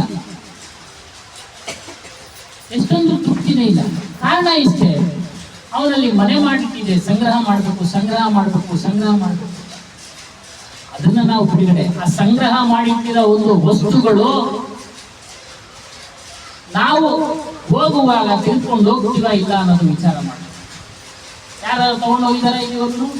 ಎಷ್ಟೋ ಚಕ್ರವರ್ತಿಗಳು ಆಳಿದ್ರು ಈ ದೇಶವನ್ನ, ರಾಜರುಗಳು ಆಳಿದ್ರು ದೇಶವನ್ನ, ಯಾರು ಏನು ತೆಗೆದುಕೊಂಡು ಹೋಗ್ಲಿಲ್ಲ,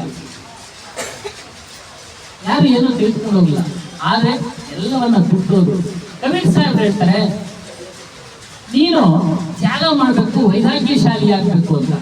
ವೈರಾಗ್ಯ ಅಂದ್ರೆ ಹೋಗಿ ಎಲ್ಲ ಮನೆ ಮಠ ಬಿಟ್ಟು, ಹೆಂಡತಿ ಮಕ್ಕಳು ಬಿಟ್ಟು ಹೋಗಿ ತಪಸ್ ಮಾಡೋದಲ್ಲ. ಕುಳಿತ ಜಾಗದಲ್ಲೇ, ನೀನಿರುವ ಜಾಗದಲ್ಲೇ ಅದ್ರ ಮೇಲಿರ್ತಕ್ಕಂಥ ಮೋಹವನ್ನ ಕಳ್ಕೊಂಡು ಜೀವನ ಮಾಡು, ಅನಾಸಕ್ತನಾಗಿ ಜೀವನ ಮಾಡು. ಆಸಕ್ತಿ ತುಂಬಾ ಇರಬಾರ್ದು, ಹೊಟ್ಟೆಗೆ ಊಟ ಹೆಚ್ಚಬೇಕು ಒಂದೊಂದಿಗೆ. ಆ ರೀತಿಯಾಗಿ ನಾವು ಅದನ್ನ ಇಟ್ಕೊಳ್ಬೇಕು. ಅದ್ರ ಮೇಲೆ ಮೋಹ ಇರಬಾರ್ದು, ವಸ್ತುಗಳ ಮೇಲೆ ಮೋಹ ಇರಬಾರ್ದು, ಪರಿವಾರದ ಮೇಲೆ ಮೋಹ ಇರಬಾರ್ದು. ಇದನ್ನ ಹಾಗಾಗಿ ಒಂದು ದಿನಕ್ಕೆ ಎಲ್ಲವನ್ನೇ ತಿಳಿಸೋಕ್ಕಾಗಲ್ಲ. ಬನ್ನಿ ಕೇಳೋಣ, ತಿಳ್ಕೊಳ್ಳೋಣ, ಪರಸ್ಪರ ಚರ್ಚೆ ಮಾಡೋಣ, ವಿಮರ್ಶೆ ಮಾಡೋಣ. ಕಬೀರ್ ಸಾಹೇಬ್ರು ಯಾರನ್ನ ಬಲವಂತವಾಗಿ ಕರೀಲಿಲ್ಲ. ನೋಡಪ್ಪ, ಸತ್ಯವಾದ ಜ್ಞಾನ ಈ ರೀತಿ ಇದೆ. ಏನೋ ಜಡ ಚೇತನ ಅಂತ ಹೇಳಿದ್ರಲ್ಲ, ಜಡ ಅಂದ್ರೆ ಏನು? ಈ ದೇಹ ಅಲ್ಲ ಜಡ, ಹೊರಗಡೆ ಪ್ರಪಂಚ ಜಡ. ಅವುಗಳು ನಮ್ಮನ್ನ ತಿಳಿಯಕ್ ಆಗ್ತಾ ಇಲ್ಲ. ಜನರ ವಸ್ತುಗಳನ್ನ ತಿಳಿತಾ ಇದ್ದಾವ? ಇವಾಗ ಇಷ್ಟೊಂದು ನಾವು ಸತ್ಸಂಗ ಹೇಳ್ತಾ ಇದೀವಿ, ಈ ಮನೆ ತಿಳಿತಾ ಇದ್ದ ಇಲ್ಲ. ಎಲ್ಲಿರ್ತಕ್ಕಂಥ ನೆರೆದಿರತಕ್ಕಂಥ ಚೈತನ್ಯ ಪುರುಷರು ಹೇಳ್ತಕ್ಕಂಥ ವಿಚಾರಗಳನ್ನ ಕೇಳ್ತಾ ಇದ್ದೀರಾ, ಪ್ರಶ್ನೆಗಳು ಮಾಡ್ತೀರಾ? ನೋಡಿ, ಇವನು ಚೈತನ್ಯ ಪುರುಷ, ಈ ಚೈತನ್ಯ ಆತ್ಮ. ಅದನ್ನ ಸತ್ಯನಾಮ ಅಂತ ಹೇಳಿದ್ರು, ಹಲವಾರು ಹೆಸರು ಕೊಟ್ಟರು. ಕಬೀರ್ ಸಾಹೇಬರು ಸತ್ಯನಾಮ ಅಂತ. ಆ ಸತ್ಯನಾಮನ ಒಂದು ಚೈತನ್ಯದ ಶಕ್ತಿ ನಿಮ್ಮಲ್ಲಿ ಇರೋದ್ರಿಂದ ಮಾತನಾಡ್ತಾ ಇದ್ದೀವಿ, ಹೇಳ್ತಾ ಇದ್ದೀವಿ, ಅರಿತಾ ಇದ್ದೀವಿ, ಕುತ್ಕೊಳ್ತಾ ಇದ್ದೀವಿ, ಹೋಗ್ತಾ ಇದ್ದೀವಿ, ನಡೀತಾ ಇದ್ದೀವಿ. ಈ ವಿಚಾರವನ್ನ ಹೆಚ್ಚು ಹೆಚ್ಚು ವಿಮರ್ಶೆ ಮಾಡೋದು.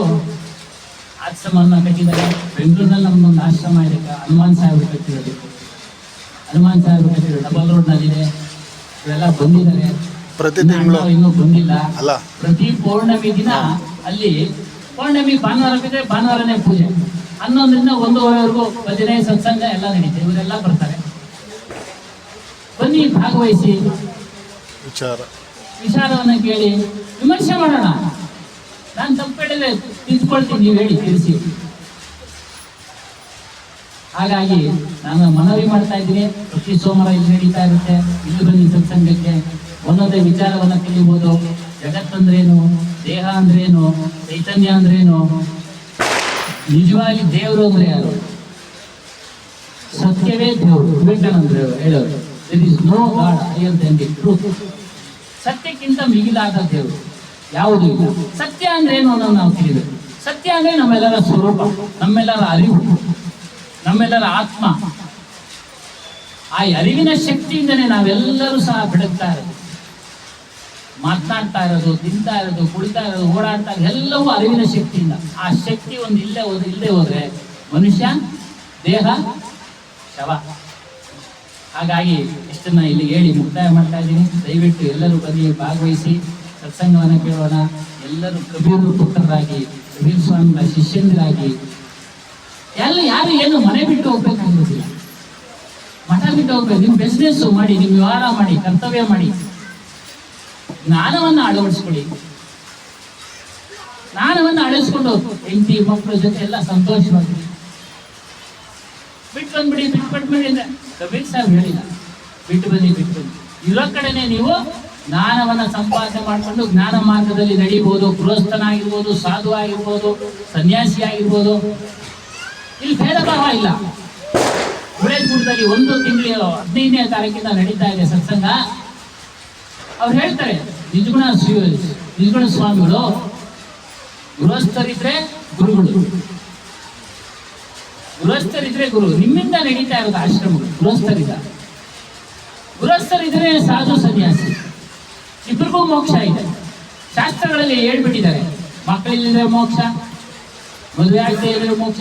ಅವ್ರು ಹೇಳ್ತಾರೆ ಎಲ್ಲರೂ ಮೋಕ್ಷ ಪಡಿಬೋದು. ಮಕ್ಕಳು ಇಲ್ಲದವರು ಮೋಕ್ಷ ಪಡಿಬೋದು, ಮಕ್ಕಳಾಗಿರೋರು ಮೋಕ್ಷ ಪಡಿಬೋದು, ಸಾಧುನು ಪಡಿಬೋದು, ಗೃಹಸ್ಥರು ಪಡಿಬೋದು. ಈ ರೀತಿ ಜ್ಞಾನವನ್ನ ತಿಳಿಸೋರು ಸದ್ಗುರು ಕಬೀರ್ ಸಾಹೇಬರು. ಆಗ ಬಸವಣ್ಣವ್ರು ತಿಳಿಸಿದ್ರು, ತದನಂತರ ಕಬೀರ್ ಸಾಹೇಬರು ತಿಳಿಸಿದ್ರು. ಹಾಗಾಗಿ ಜ್ಞಾನವನ್ನ ಪಡಿಬೇಕಾದ್ರೆ ಲಿಂಗ ಭೇದ ಏನಿಲ್ಲ. ಯಾರು ಬೇಕಾದ್ರೂ ಜಾತಿ ಮತ ಯಾವುದರ ಭೇದನೂ ಇಲ್ಲ, ಲಿಂಗ ಭೇದನೂ ಇಲ್ಲ. ನಪುಂಸಕನು ಬಂದು ಕೇಳಬಹುದು, ಸ್ತ್ರೀ ಪುರುಷ ನಪುಂಸಕ, ಒಟ್ಟಿನಲ್ಲಿ ಆತನಿಗೆ ಶ್ರದ್ಧೆ ಇರಬೇಕು, ಅಳವಡಿಸಿಕೊಳ್ಳೋ ಶ್ರದ್ಧೆ ಇರಬೇಕು, ಕೇಳುವಂತ ಶ್ರದ್ಧೆ ಇರಬೇಕು. ಗುರುವಿನ ಯಾರು ಶ್ರದ್ಧೆಯಿಂದ ಪ್ರೇಮಿಸ್ತಾ ಇರ್ತಾರೋ, ಅವ್ರ ವಚನಗಳನ್ನ ಕೇಳ್ತಾ ಇರ್ತಾರೋ ಅವರು ಗುರುಗಳಾಗ್ತಿರ್ತಾರೆ. ಮುಂದೆ ಮೇಡಮ್ನವ್ರು ಗುರುಗಳಾಗ್ತಿರ್ತಾರೆ, ಅಲ್ಲ ಪ್ರೊಫೆಸರ್ ಸಾಹೇಬ್ ಗುರುಗಳಾಗ್ತಿರ್ತಾರೆ. ಯಾಕೆ ನಾವು ಏನಾಗಬೇಕು ಅಂತಿದ್ವಿ ಅದರಿಂದ ನಾವು ಸತತವಾಗಿ ಹೋಗ್ಬೇಕು. ನಮ್ಮ ಅನುಭವನ ನಂತರ ಬೇರೆಯವ್ರಿಗೆ ಅನಿಸ್ಬೇಕು ಅಲ್ವಾ ಸ್ವಾಮಿ? ಪ್ರೊಫೆಸರ್ ಸಾಹೇಬ್ ನಮ್ಮಲ್ಲೇ ಇಟ್ಕೊಂಡು ನಾವು ಹೋಗ್ಬಾರ್ದು, ನಮ್ಮಲ್ಲೇ ಇಟ್ಕೊಂಡು ನಾವು ಹೋಗ್ಬಾರ್ದು. ನೋಡಿ, ಅದೇ ಕೆಲಸವನ್ನು ಇವ್ರು ಮಾಡಿದ್ರು. ಅವ್ರಿಗೆ ಆನಂದ ಸಿಕ್ತು, ಆತ್ಮದ ಆನಂದ. ಇದು ಎಲ್ಲ ಕುಟುಂಬದವ್ರಿಗೆ ಹಂಚೋಣ ಅಂತೇಳಿ ಅವ್ರನ್ನ ಆಶ್ರಮವನ್ನು ಕೊಟ್ಟಿದ್ರು. ಶ್ರಮ ವಹಿಸಿ ಬರ್ತಾ ಇದ್ದಾರೆ, ತಿಳಿತಾ ಇದ್ದಾರೆ. ಹಾಗಾಗಿ ಕಡೆ ಮಾತು, ದಯವಿಟ್ಟು ಎಲ್ಲರೂ ಆಶ್ರಮಕ್ಕೆ ಬನ್ನಿ, ಸತ್ಸಂಗ ಕೇಳಿ, ಹೇಳ್ದಂಗೆ ಮಾಡಿ. 1 ಗಂಟೆ ಅಷ್ಟೇ, 1 ಗಂಟೆ, ವಾರಕ್ಕೆ 1 ದಿವಸ ಕರಿ ನಿಂದು ಸತ್ಸಂಗಕ್ಕೋ ಬಾಧಾ ಸಕಲ ಮಿತಾಯಿ ಐಸಾ ವಸಂತ ಮೇಲೆ ಗೌರಿ ನರ್ತಂತ. ಸತ್ಸಂಗ ಮಾಡಿ ಪ್ರತಿನಿತ್ಯ. ಬಾಧೆ, ಎಲ್ಲಾ ರೀತಿಯ ಬಾಧೆಗಳು. ಎಷ್ಟು ಬಾಧೆ ಮನುಷ್ಯನಿಗೆ? ದೇಹ ಬಾಧೆ ಇದೆ, ಮಾನಸಿಕ ಬಾಧೆ ಇದೆ. ಅದೇ ಹೇಳ್ತಾರೆ, ದೈವಿಕ ದುಃಖ, ಆಧ್ಯಾತ್ಮಿಕ ದುಃಖ, ಆದಿಭೌತಿಕ ದುಃಖ, ಬೇರೆ ದೇಹಗಳಿಂದ ದುಃಖ.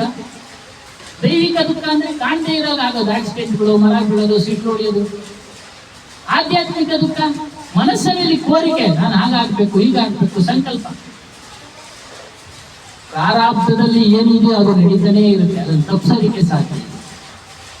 ಅದನ್ನ ದುಃಖ ಬಂದಾಗ ನಾವು ಇವರು ಪುರೋಹಿತರು ಮತ್ತೆ ಹೋಮ ಹವನ ಮಾಡಿದ್ರೆ ಪರಿಹಾರ ಆಗುತ್ತೆ ಅಂತ ಎಲ್ಲರೂ ಹೇಳ್ತಾ ಇದ್ದಾರೆ. ಪರಿಹಾರ ಆಗೋಂಗಿದ್ರೆ ತಿರುಪತಿ ತಿಮ್ಮಪ್ಪನಿಗೆ ಎಷ್ಟು ಜನ ಹೋಗ್ತಾರೆ? ಎಲ್ಲರೂ ಶ್ರೀಮಂತರಾಗ್ಬಿಡ್ಬೇಕಾಯ್ತು. ಎಷ್ಟು ಲಕ್ಷ ಜನ ಹೋಗ್ತಾರೆ ದಿವಸಕ್ಕೆ 1 ಲಕ್ಷ ಜನ, ಎಲ್ಲರೂ ಶ್ರೀಮಂತರಾಗ್ಬಿಡ್ಬೇಕಾಯ್ತು. ಇಲ್ಲ, ಅವರವರು ಪ್ರಾರಬ್ಧ ಕರ್ಮ.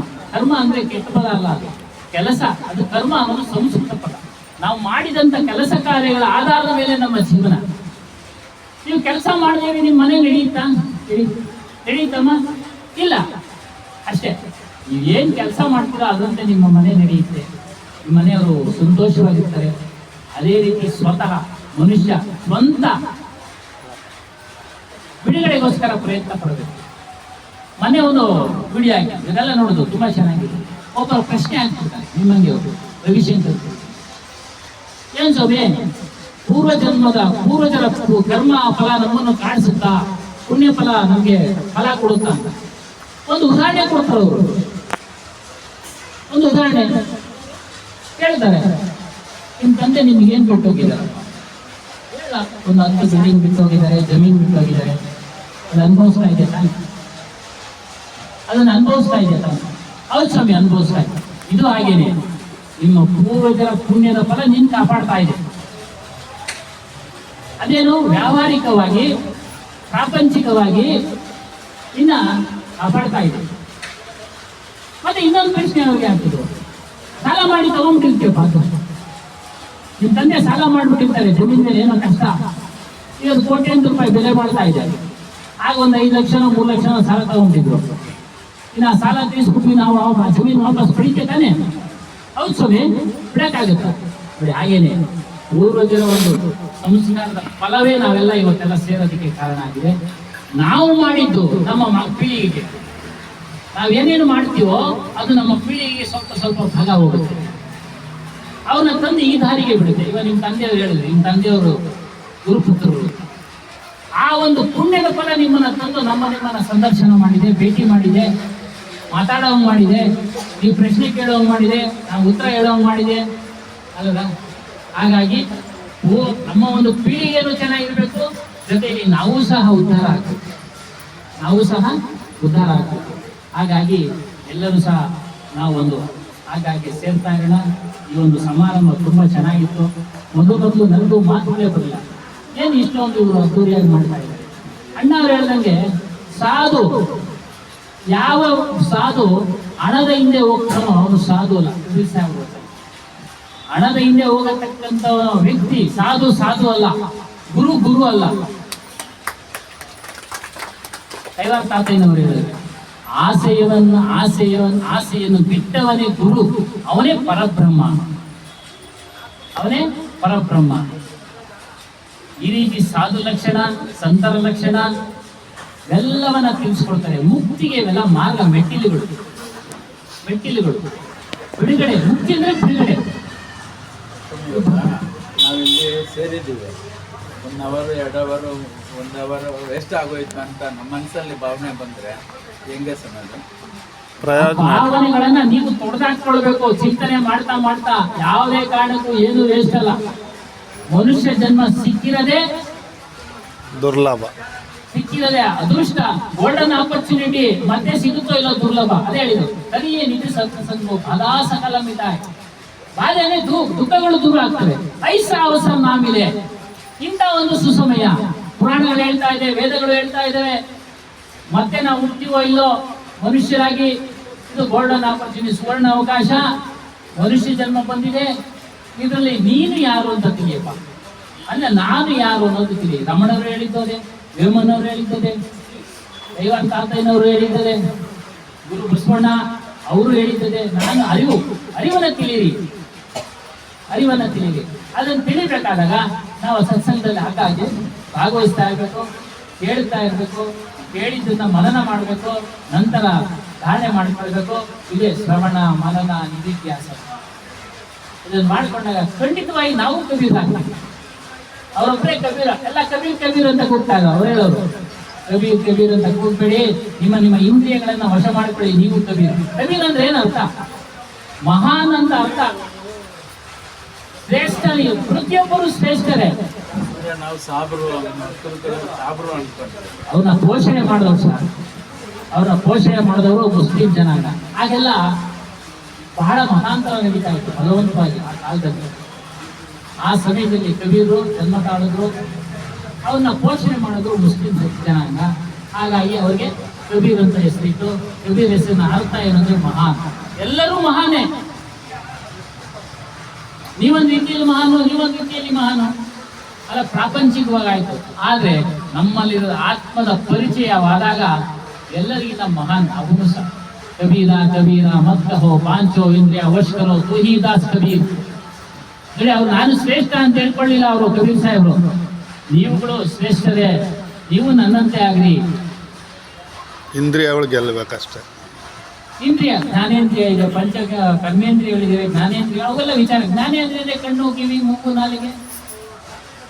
ಇವುಗಳ ಮೂಲಕ ಪಂಚ ವಿಷಯಗಳ ಶಬ್ದ, ಸ್ಪರ್ಶ, ರೂಪ, ರಸ, ಗಂಧ ಹೋಗ್ತಾ ಇದೀವಿ. ಅದ್ರ ಹಿಂದೆ ಕಣ್ಣು ವಿಷಯಗಳನ್ನ ನೋಡೋದ್ರಲ್ಲಿ ನಿರತವಾಗಿದೆ. ಸಂತರು ನೋಡಕ್ಕೆ ಬರ್ತಾ ಇಲ್ಲ, ಗುರುಗಳ ದರ್ಶನ ಮಾಡಕ್ ಬರ್ತಾ ಇಲ್ಲ. ಕಿವಿ ಬರೀ ಹಾಡನ್ನೇ ಕೇಳ್ತಾ ಇದ್ರು. ಅದು ಇದು ಹಾಡುಗಳು ಮೊದಲಾದ್ರೂ ಒಳ್ಳೆ ಒಂದು ಅರ್ಥ ಕೊಡ್ತಕ್ಕಂಥ ಹಾಡುಗಳು ಇದ್ವು. ಈಗೆಲ್ಲ ಇಲ್ಲ. ಈಗಿನ ಕಾಲದವ್ರಿಗೆ ಅದು ಸರಿ ಅನ್ಸುತ್ತೆ. ಆದರೆ ಅದ್ರ ಜೊತೆಯಲ್ಲಿ ಸತ್ಸಂಗವನ್ನ ಕೇಳಬೇಕು. ನಮ್ಮ ಕಿವಿಗಳು, ನಾಲಿಗೆ ರುಚಿ, ಕಳೆದ್ವಾರ ಇರೋದಲ್ಲ, ರುಚಿ ಬಿಟ್ಟರೆ ಶರೀರಕ್ಕೆ ಲಾಭ ಅಲ್ವಾ? ಅದು ಬರ್ದಿದ್ದಾರೆ, ನೋಡಿದೆ. ಹಾಗಾಗಿ ವ್ಯರ್ಥವಾದ ಚಿಂತನೆಗಳನ್ನ ಮಾಡಿ ನಿಮ್ಮ ಸಮಯವನ್ನ ಸದುಪಯೋಗ ಪಡಿಸ್ಕೊಳ್ಳಿ. ಇದು ಮಾನವ ಜನ್ಮ. ಮಾಡಿ, ಕೆಲಸ ಕಾರ್ಯಗಳು ಮಾಡಿ, ಹೆಂಗ ಮನೆ ಮಕ್ಕಳನ್ನೆಲ್ಲ ಪೋಷಣೆ ಮಾಡಿ, ಅವ್ರಿಗೆ ಒಳ್ಳೆ ವಿದ್ಯಾಭ್ಯಾಸ ಕೊಡಿಸಿ, ಎಲ್ಲವನ್ನ ಮಾಡಿ, ಅದ್ರ ಜೊತೆಯಲ್ಲಿ ಸಮಯವನ್ನ ಮಾಡ್ಕೊಳ್ಬೇಕು. ಸಮಯವನ್ನ ನಾವು ಮಾಡ್ಕೊಳ್ಬೇಕು. ಎಲ್ಲ ನಾವು ಅಲ್ಲಿ ಕಂಡ್ಕೊಂಡ್ಬಿಟ್ಟಿದ್ವಿ. ಒಬ್ಬ ರಾಜನಿಗೆ ಪಕ್ಷಿಗಳನ್ನ ಸಾಕುವ ಆಸೆ. 2 ಪಕ್ಷಿಗಳನ್ನ ಯಾರೋ ಬಹುಮಾನವಾಗಿ ಕೊಟ್ಟರು. ಅವ್ರು ನೋಡ್ತಾ ಬಿಟ್ಟು ಬಹಳ ಸುಂದರವಾಗಿತ್ತು ಗಿಡದ. ಆ ಪಕ್ಷಿ ತರಬೇತಿ ಕೊಟ್ಬಿಟ್ಟು ಇದನ್ನ ಚೆನ್ನಾಗಿ ಸಾಕಿ ಎತ್ತರವಾಗಿ ಹಾರುವಾಗಿ ಮಾಡಪ್ಪ ಕೊಟ್ರು. ಅದ್ರಲ್ಲಿ ಒಂದು ಪಕ್ಷಿ ಅವ್ನ ಮಾತು ಕೇಳ್ತು, ಎತ್ತರವಾಗಿ ಹಾರಾಡ್ತಾ ಇತ್ತು. ಇನ್ನೊಂದು ಪಕ್ಷಿ ಅವ್ನ ಮಾತು ಕೇಳ್ತಾ ಇಲ್ಲ, ಒಂದು ಕೊಂಬೆ ಮೇಲೆ ಕುಂತ್ಕೊಂಡ್ಬಿಟ್ಟಿದೆ, ಅಲ್ಲೇ ಊಟ ಕೊಡ್ತಾನೆ, ಏನ್ ಮಾಡಿದ್ರು ಹೋಗ್ತಾ ಇಲ್ಲ. ರಾಜನಿಗೆ ಹೇಳ, ಸ್ವಾಮಿ ಒಂದು ಪಕ್ಷಿ ಮಾತ್ರ ತರಬೇತಿ ಕೊಟ್ಟೆ, ಇನ್ನೊಂದು ಪಕ್ಷಿ ತರಬೇತಿ ಕೊಡಕ್ ಆಗ್ತಿಲ್ಲ. ರಾಜನು ಬಂದು ನೋಡ್ತಾನೆ, ಆಗ್ಲಿಲ್ಲ. ಬೆಂಗುರ ಸಾರಿಸ್ತಾ, ಈ ಪಕ್ಷಿನ ಯಾರು ಆರಾಮ ಮಾಡ್ತಾರೆ ಅವ್ರಿಗೆ ರಾಜ್ಯ ಕೊಡ್ತೀನಿ, ಅರ್ಧ ರಾಜ್ಯ. ಯಾರ ಕೈನಲ್ಲೂ ಆಗಲಿಲ್ಲ. ಸುಮ್ಮನೆ ಆಗ್ಬಿಟ್ಟ, ಹೋಲಿ ಬಿಡೋದು. ಒಂದ್ಸರಿ ಒಂದು ವರ್ತಮಾನ ಬಂತು, ಕುಳಿತಿದ್ದು ಪಕ್ಷಿ ಚೆನ್ನಾಗಿ ಹಾರಾಡ್ತಾ ಇದೆ. ಹೌದಾ,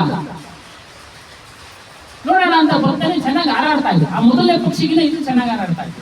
ಯಾರು ಬದಲಾವಣೆ ಮಾಡಿದ್ದು?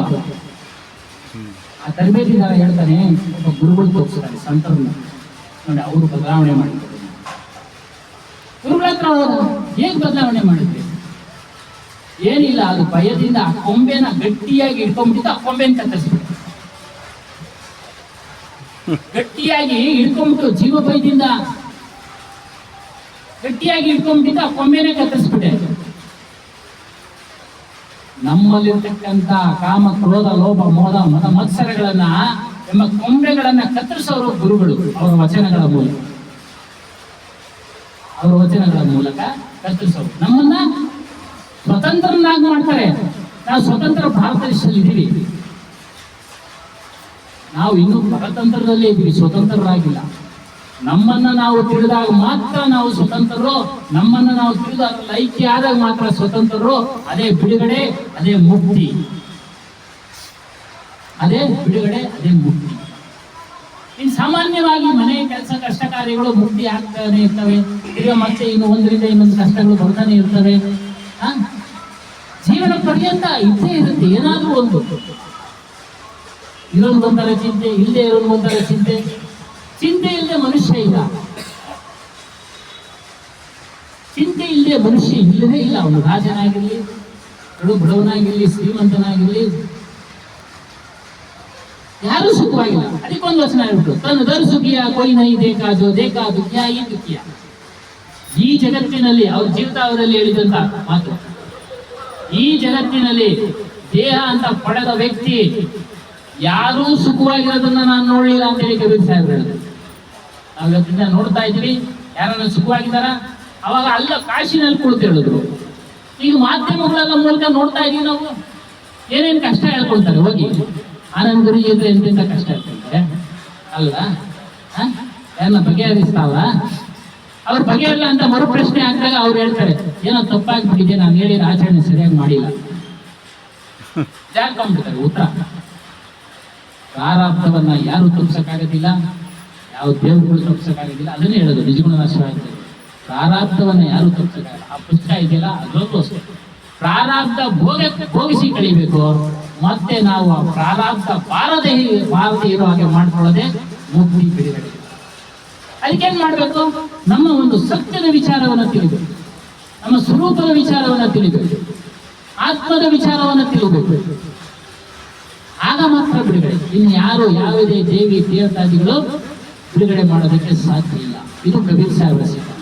ಮೊನ್ನೆ ತುಳಸಿ ವಿವಾಹ ಆಯ್ತು, ಎಲ್ಲ ಜಗತ್ತೆಲ್ಲ ಮಾಡ್ಬೋದು ಕರ್ನಾಟಕದಲ್ಲಿ. ಆ ತುಳಸಿ ಯಾರು? ಬೃಂದ ಅಂತ ಒಬ್ಬ ರಾಣಿ. ಜಲಂಧರ ಅವ್ರ ಗಂಡ ರಾಕ್ಷಸ ಸ್ವಭಾವ, ಇವಳು ಮಹಾಪತಿವ್ರತೆ. ಯಾವುದೋ ಒಂದು ದೇವಿನ ಕುರಿತು ಪೂಜೆ ಮಾಡ್ತಾ ಇದ್ದಾರೆ. ಅವಳ ಆಚರಣೆನೇ ಆಕೆಗೆ ಫಲ ಕೊಟ್ಟಿದ್ದು. ಪತಿವ್ರತ ಧರ್ಮ ಪಾಲನೆ ಮಾಡ್ತಾ ಇದ್ದಾರೆ. ಅವನು ಯುದ್ಧ ಮಾಡಕ್ ಹೋಗೋರು, ಎಲ್ಲ ಗೆಲ್ತಾ ಇದ್ದ. ಕೊನೆಗೆ ದೇವರತ್ವಕ್ಕೆ ಹೋಗ್ಬಿಟ್ಟ ಯುದ್ಧ ಮಾಡಕ್ಕೆ. ದೇವತೆಗಳೆಲ್ಲ ಈಶ್ವರನ ಹತ್ರ ಹೋದ್ರು. ಈಶ್ವರ ಬಂದು ಯುದ್ಧ ಮಾಡ್ತಾ ಗೆಲ್ಲಕ್ಕಾಗಿಲ್ಲ.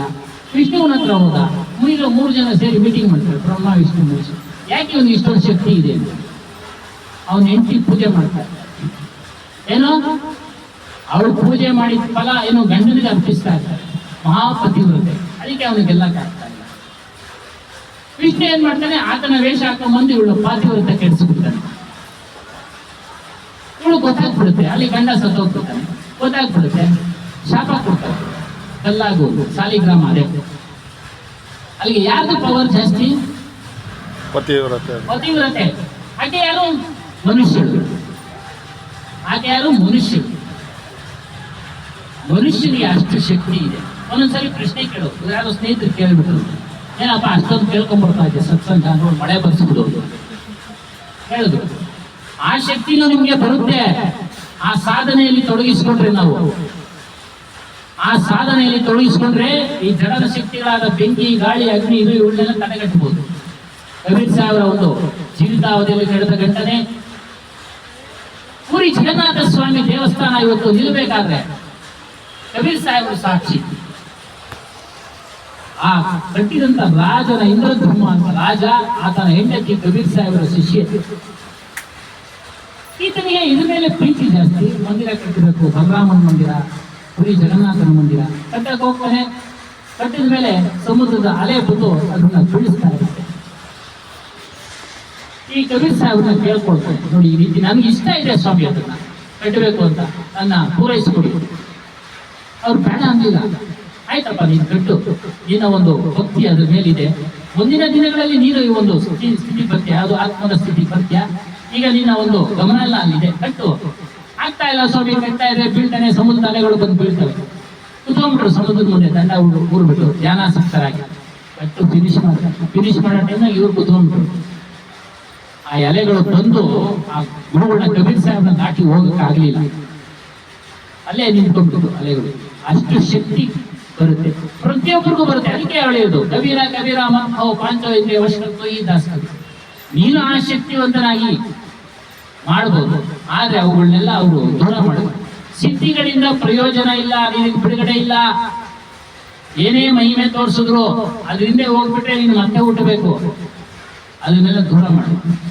ಅಷ್ಟ ಸಿದ್ಧಿಗಳು, ಚಿಕ್ಕದಾಗೋದು, ದೊಡ್ಡದಾಗೋದು, ಅಗಲ ಆಗೋದು, ವಸ್ತ್ರವಾಗಿ ಬೆಳೆಯೋದು, ಈ ರೀತಿಯಾಗಿ ಅಣಿಮ ಮಹಿಮ ಅವೆಲ್ಲ ಹೇಳ್ತಾ ಇರ್ತೀವಿ. ಎಲ್ಲರೂ ಮಾಡ್ಬೋದು. ಓಶೋ ಕೇಳಿದ್ದೀರಾ? ಓಶೋ ಮಹಾನ್ ಜ್ಞಾನಿ. ಅವ್ನು ಯಾವುದೋ ಒಂದು ವಿಚಾರದಿಂದ ಅವನ್ನೆಲ್ಲ ನೋಡಿ, ಅಮೇರಿಕನವರು ಅವನ್ನ ತುಳಿದ್ಬಿಟ್ರು. ವಿಚಾರ ಇದು, ಅಮೇರಿಕಾದವರು ನಮ್ಮ ಒಂದು ಕ್ರಿಶ್ಚಿಯನ್ ಧರ್ಮ ಹಾಳಾಗ್ಬಿಡುತ್ತೆ ಇವ್ರು ಇಲ್ಲಿದ್ರೆ ಅಂತ ಹೇಳಿ ಒಂದು ಏನೋ ಒಂದು ಆರೋಪ ಮಾಡಿ ಅದನ್ನು ಭಾರತಕ್ಕೆ ಬರೋದು ಮಾಡಿದ್ರು. ಅವನು ಒಪ್ಕೊಂಡ ಕಬೀರ್ ಸಾಹೇಬರ ಸಿದ್ಧಾಂತವನ್ನ. ಕಬೀರ್ ಸಾಹೇಬರ ಸಿದ್ಧಾಂತವನ್ನ ಅವನು ಒಪ್ಕೊಂಡು, ಸರಿಯಾಗಿದೆ ಈ ಸಿದ್ಧಾಂತ, ಏನು ಜಡ ಚೈತನ್ಯ, ಅದು ಬೇರೆ ಇದು ಬೇರೆ ಅಂತಾನೆ ಹೇಳಿರೋದು. ಎಲ್ಲಾ ಸ್ಥಿತಿಗಳು ಮನುಷ್ಯನು ಸಂಪಾದನೆ ಮಾಡಬಹುದು, ಇಲ್ಲ ಅಂತ ಹೇಳಿಲ್ಲ. ಏನೋ ಆ ಒಂದು ಮಾರ್ಗದಲ್ಲಿ ನಡಿಬೇಕು, ಜ್ಞಾನ ಮಾರ್ಗದಲ್ಲಿ, ಯೋಗ ಮಾರ್ಗದಲ್ಲಿ. ಕೃಷ್ಣನು ಅದೇ ಹೇಳ್ತಾನೆ ಭಗವದ್ಗೀತೆಯಲ್ಲಿ ಅರ್ಜುನನಿಗೆ, ಆತ್ಮಜ್ಞಾನಿಯಾಗು, ಈ ಕರ್ಮಕಾಂಡಗಳನ್ನ ಬಿಡು. ಕರ್ಮಕಾಂಡಗಳನ್ನ ಅಪೇಕ್ಷೆ, ನನಗೆ ಅದಾಗಬೇಕು ಇದಾಗಬೇಕು ಅಂತೇಳಿ ಪೂಜೆ ಮಾಡೋದು, ಅದೆಲ್ಲ ಕರ್ಮಕಾಂಡಗಳು. ನಿಷ್ಕಾಮದಿಂದ ಪೂಜೆ ಮಾಡಿದ್ರೆ, ಇಲ್ಲಾಂದ್ರೆ ಗುರುಗಳ ಸ್ಥಾನಕ್ಕೆ ಬನ್ನಿ, ಗುರು ಪೂಜೆ ಮಾಡಿ, ಸತ್ಸಂಗವನ್ನ ಕೇಳಿ, ಪ್ರಾರಬ್ಧ ಏನಿದೆಯೋ ಅದು ಆಗ್ತಾ ಇರುತ್ತೆ. ಹೋಗಿಸಿ ಕಡೀರಿ, ಅದು ಶೇಷ ಇದ್ರೆ ಮತ್ತೆ ಹುಟ್ಟಬೇಕು. ಹಾಗಾಗಿ ನಾವು ಇವತ್ತು ಬಹಳ ಒಂದು ಅದ್ಭುತವಾದ ಒಂದು ಕಾರ್ಯಕ್ರಮವನ್ನ ಶ್ರೀ ಸದಾಶಿವರು ಮತ್ತು ಅವ್ರ ಕುಟುಂಬದವ್ರು ನಡೆಸ್ಕೊಟ್ರು. ಅವ್ರ ಮಾತಾಜಿಯವರು, ಅವ್ರ ಹೆಸರು ಗೊತ್ತಿಲ್ಲ, ಸುಮ್ಮನೆ ಗಂಗಮ್ಮ, ಶ್ರೀಮತಿ ಗಂಗಮ್ಮ ಅವರು. ತುಂಬಾ ಸಂತೋಷ ಆಯ್ತು ಈ ಒಂದು ಕಾರ್ಯಕ್ರಮ. ಸತ್ಸಂಗ ಕೇಳೋದಕ್ಕೆ ನೀವು ಅವ್ರು ಹೇಳಿದ್ರಲ್ಲ, ಏನು ಹೆಚ್ಚುವರಿ ದುಬಾರಿ ಮಾಡ್ಕೊಳ್ಳೋದೇನು ಬೇಡ. ಒಂದು ಬಿಸ್ಕೆಟ್ ಕೊಡಿ ಸಾಕು, ಸತ್ಸಂಗ ಮಾಡೋಣ. ನಮ್ಮ ತಂಗಿ, ನಮ್ಮ ಅಕ್ಕ ಅವರು, ಅಣ್ಣವರು ಅದು ಇದು ಕೊಡ್ಬೇಕು. ಇಲ್ಲಿ ಸಂತೋಷ. ನಮ್ಮ ತಮ್ಮನ ಹೆಂಡತಿ, ನಮ್ಮ ಅಕ್ಕ, ನಮ್ಮ ಅಣ್ಣನ ಹೆಂಡತಿ, ನಮ್ಮ ಅತ್ತೆಯವರೆಲ್ಲ ಅದು ಮಾಡ್ಬೇಕು, ಇದು ಮಾಡ್ಬೇಕು. ಮೊದಲೇ ಗೊತ್ತಿದ್ರಂತ ನಮ್ಮ ಅತ್ತೆಯವರು ಬೈತಾಳೆ. ಸತ್ಸಂಗ ಬನ್ನಿ, ಸತ್ಸಂಗ ಕೇಳಿ, ಪರಿವರ್ತನೆ ಆಗುತ್ತೆ. ಇಷ್ಟೊಂದು ಹೇಳಿ 2 ಮಾತುಗಳು ನಾನು ಮುಗಿಸ್ತಾ ಇದ್ದೀನಿ. ಇನ್ನೇನಾದರೂ ಇದ್ರೆ ಮಾಮ ಪ್ರೊಫೆಸರ್ ಸಾಹೇಬ್ ಏನಾದರೂ ಇದ್ರೆ ಹೇಳ್ಬೋದು. ಭಾಳ ವಾಗ್ಮೀರು ಅವರು.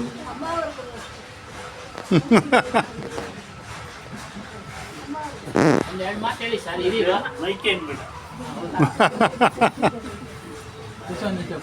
ಇವತ್ತು ನಿಜವಾಗೂ ಹೇಳಬೇಕು ಅಂತಂದರೆ ಕಡೆಯ ಕಾರ್ತಿಕ ಸೋಮವಾರ ಇದು. ಕಡೆಯ ಕಾರ್ತಿಕ ಸೋಮವಾರ ಯಾವುದಾದ್ರೂ ಒಂದು ಪವಿತ್ರವಾದ ದೇವಸ್ಥಾನಕ್ಕೆ ಹೋಗ್ಬೇಕು ಅಂತಕ್ಕಂಥ ಸಂಕಲ್ಪ ಮಾಡ್ಕೋತಾರೆ ಭಾಳಷ್ಟು ಜನ. ಕಡೆ ಸೋಮವಾರ ಇವತ್ತು ಬಿಟ್ಟರೆ ಇನ್ನು ಅವಕಾಶ ಇಲ್ಲ. ಇವತ್ತು ಯಾವ್ದಾದ್ರು ಒಂದು ಅಪೂರ್ವವಾದ ದೇವಸ್ಥಾನಕ್ಕೆ ಹೋಗ್ಬೇಕು ಅಂತ ಸಂಕಲ್ಪ ಮಾಡ್ಕೊಂಡಿರೋರಿಗೆ ಇವತ್ತು ನಾವು ಬಂದಿರೋದು ಶಿವಗಂಗೆ. ಯಾಕೆಂದರೆ ಮೆಟ್ಲತ್ತದಾಗೆ ನಮ್ಗೆ ಗೊತ್ತಾಯ್ತು, ಮೆಟ್ಲತ್ತದಾಗೆ ಗೊತ್ತಾಯ್ತು ಶಿವಗಂಗೆ ಬೆಟ್ಟಕ್ಕೆ ಬಂದಿದ್ದೀವಿ ಅಂತ. ಶಿವಗಂಗೆ ಬೆಟ್ಟಕ್ಕೆ ಬಂದಿದ್ದಲ್ಲದೆ ಗಂಗಾಧರೇಶ್ವರ ಸದಾಶಿವ ಅವರ ಇಡೀ ಪರಿವಾರವರ ದರ್ಶನ ಇವತ್ತು ನಮ್ಗೆ ಆದಂಗಾಯ್ತು. ನಿಜವಾಗೂ ಭಾಳ ಸಂತೋಷ. ಒಂದು ಒಳ್ಳೆಯ ಕಾರ್ಯಕ್ರಮ ಇವತ್ತು. ನಿಜಕ್ಕೂ ಹೇಳಬೇಕು ಅಂತಂದರೆ ಇಲ್ಲಿ ಏನು ಇದನ್ನೆಲ್ಲ ಇದು ಮಾಡಿದ್ರು ಅಂತಕ್ಕಂಥಲ್ಲ, ಇದು ಆಡಂಬರ ಅಲ್ಲ, ಅವರ ಎದೆಯ ಒಳಗಡೆ ಇರ್ತಕ್ಕಂಥ ಅಭಿಮಾನದ ಪ್ರೀತಿಯ ಸಂಕೇತ ಈ ಕಾರ್ಯಕ್ರಮ. ಅಷ್ಟು ಬಿಟ್ಟರೆ ಬೇರೆ ಇನ್ನೇನು ವಿಶೇಷತೆ ಅಲ್ಲ. ಇದು ಅನಿವಾರ್ಯ. ಅವರ ಮನಸ್ಸಿಗೆ ಸಮಾಧಾನ ಆಗದೆ ಇಲ್ಲಿ ಬಹಳ ಮುಖ್ಯ. ಆ ಸಮಾಧಾನ ಅವರು ಕೊಟ್ಟಿದ್ದಾರೆ. ಒಂದು ಮಾತಾಡ್ತಾ ಅಣ್ಣ ಅವರು ಭಾಳಷ್ಟು ವಿಚಾರಗಳನ್ನ ಹೇಳ್ತಾ ಇದ್ರು. ಹಣದ ಹಿಂದೆ ಹೋಗ್ತಕ್ಕಂಥವನು ಸಾಧು ಅಲ್ಲ, ಹಣನೇ ಇದು ಮಾಡ್ಕೊಂಡು ಹೋಗೋನು ಅಂತಲ್ಲ. ಹಣ ಅಂತಕ್ಕಂಥದ್ದು ಬೇಕು, ನಿಜ. ದುಡ್ಡಿರಬೇಕು, ಇಲ್ಲಾಂದರೆ ದುಡಿತಾ ಇರಬೇಕು.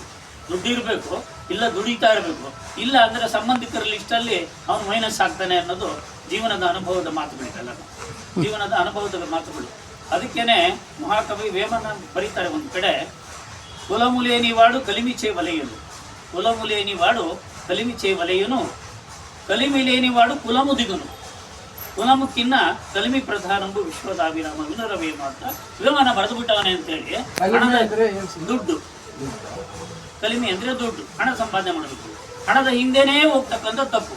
ಹಣ ಬೇಕು, ಯಾವ ಲಿಮಿಟಲ್ಲಿ ಇರಬೇಕೋ ಅದಿರಬೇಕು ಅಂತಕ್ಕಂಥದಕ್ಕೆ ಬ್ರಹ್ಮೇಂದ್ರ ಸ್ವಾಮಿಗಳ ಒಂದು ಇದನ್ನು ನಾವು ಸ್ವಾಗತ ಮಾಡತಕ್ಕಂಥದ್ದು ಯಾವುದಪ್ಪ ಅಂತಂದರೆ, ಟಕ್ಕು ಟಿಕ್ಕು ವಿಪ್ಪಿ, ಕಪಟತನನ ಬೂಟಾಟಿಕೆಗಳನ್ನ ಬಿಚ್ಚಿಟ್ಟು ಟಕ್ಕು ಟಿಕ್ಕು ವಿಪ್ಪಿ ಕಟಿಕ ಚೀಕಟಿ ಪೋಗೊಟ್ಟಿ ನಿಕ್ಕಮೈನ ವೆಲುಗು ಚೂಪು ಯೋಗಿ ವೇಮನ್ನ ಮಾಯನ್ನ ಅಂದ್ಬಿಟ್ರು. ವೆಲುಗು ಚೂಪು ಯೋಗಿ ವೇಮನ್ನ ಮಾಯನ್ನ ಅಂತಂದ್ರು ಅಂತಂದರೆ ಬ್ರಹ್ಮೇಂದ್ರ ಸ್ವಾಮಿಗಳು ಇನ್ನೆಷ್ಟು ಗ್ರೇಟ್ ಇರಬೇಕು ಅಂತ ಲೆಕ್ಕ ಹಾಕೊಳ್ಳೋದು.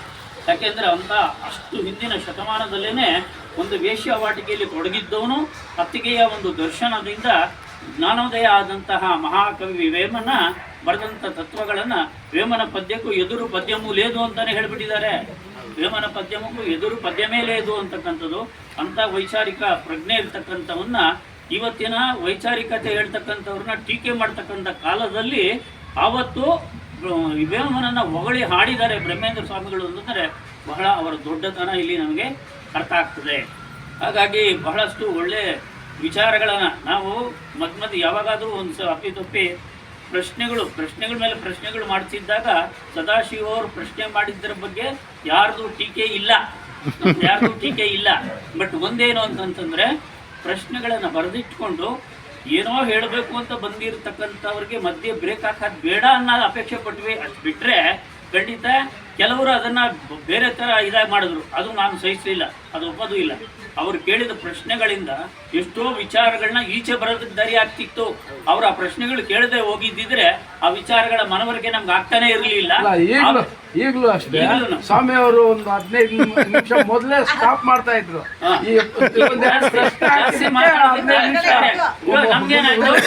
ನಮ್ಗೆ ಖುಷಿ ಆಯ್ತು, ತೃಪ್ತಿ ಆಯ್ತು. ಒಳ್ಳೊಳ್ಳೆ ವಿಚಾರಗಳನ್ನ ಇರಬೇಕು. ಇಂಥ ಒಂದು ವಿಮರ್ಶೆ ಮಾಡ್ತಕ್ಕಂಥ ಇದು ಬಂದಾಗ ಏನಾಗುತ್ತೆ, ಚೆನ್ನಾಗಿ ಆಗ್ತಾ ಅನ್ಸುತ್ತೆ. ಸೋಮವಾರ ಕರ್ಕೊಂಡ್ಬಂದ್ರಿ ವಿಚಾರಗಳು ಬಹಳಷ್ಟು ನಿಜಕ್ಕೂ ಚೆನ್ನಾಗಿರುತ್ತೆ, ಅರ್ಥಪೂರ್ಣವಾಗಿರುತ್ತೆ. ಒಂದು ಅದಕ್ಕೆ ನಾನು ಹೇಳೋದು ನೋಡಿ, ಅವ್ರಿಗೆ ಹೇಳ್ತಿದ್ರು, ನಾನು ಕೇಳ್ತಿದ್ದ ಪ್ರಶ್ನೆಗಳಿಗೆ ಅದೆಷ್ಟು ಮನೆಯೊಳಗೆ ಅಧ್ಯಯನ ಮಾಡ್ಕೊಂಡು ಬಂದು ಮನಸ್ಸಿಗೆ ತೃಪ್ತಿ ಆಗ್ತಕ್ಕಂಥ ವಿಚಾರಗಳನ್ನು ರಂಗಸಮ್ಮಣ್ಣವ್ರು ಹೇಳ್ತಿದ್ರು ಅಂತ ಮಾತನ್ನು ಅಂದರು. ಅವರು ಅಧ್ಯಯನ ಮಾಡೋದಕ್ಕೆ ನೀವು ಸ್ಫೂರ್ತಿ, ಅವರು ಅಧ್ಯಯನ ಮಾಡೋದಕ್ಕೆ ನಿಜಕ್ಕೂ ನೀವು ಸ್ಫೂರ್ತಿ. ನೀವೇನೋ ಕೇಳಿದ ಪ್ರಶ್ನೆಗೆ ಸಮರ್ಪಕವಾದ ಉತ್ತರ ಕೊಡಬೇಕು ಅಂದರೆ ನಾನು ವಿದ್ಯಾರ್ಥಿ, ರಾತ್ರಿ ಮನೆಗೆ ಹೋಗ್ತೀನಿ.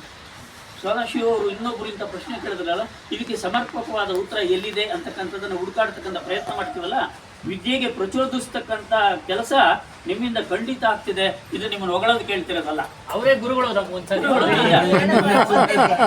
ಅದೇ ಹೇಳ್ತಾರೆ. ದೇವಸ್ಥಾನಕ್ಕೆ ಹೋಗ್ತೀವಿ, ದೇವ್ರ ಮುಂದೆ ನಿಂತ್ಕೊಂಡಿದ ತಕ್ಷಣ ಕೈ ಮುಗಿತೀವಿ, ಕಣ್ಣು ಮುಚ್ಚಿಬಿಡ್ತೀವಿ, ನಿಜನಾ? ದೇವ್ರ ಮುಂದೆ ಕಣ್ಣು ಮುಚ್ಚಿ ಬೆಡ್ತೀವಿ. ದೇವಾಲಯ ಕಣ್ಣು ಮುಚ್ಚಿಸುತ್ತೆ. ಗ್ರಂಥಾಲಯಕ್ಕೆ ಹೋಗ್ತೀವಿ, ಕಣ್ಣು ತೆಗೆದು ಓದ್ತೀವಿ. ದೇವಾಲಯ ಕಣ್ಣು ಮುಚ್ಚಿಸುತ್ತೆ, ಗ್ರಂಥಾಲಯ ಕಣ್ಣು ತೆರೆಸುತ್ತೆ. ಅದಕ್ಕೆ ಅಧ್ಯಯನ ಅಂತಕ್ಕಂಥದ್ದು ಬಹಳ ಮುಖ್ಯ. ಅಂತ ಅಧ್ಯಯನ ಮಾಡೋದಕ್ಕೆ ನೀವು ಪ್ರೇರಣೆ ಆಗಿದ್ದೀರಾ. ನಿಮಗೆ ಅನಂತ ಪ್ರಣಾಮ.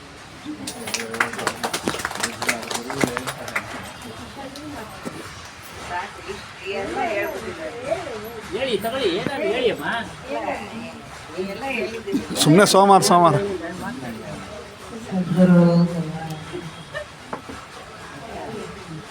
ಹತ್ರಕ್ಕೆ ಇಟ್ಕೊಳ್ರಿ. ಹಾಂ, ತುಂಬಾ ಸಂತೋಷ ಆಯ್ತು. ಎಲ್ಲ ಒಂದು ಈ ಒಂದು ಸಮಾರಂಭ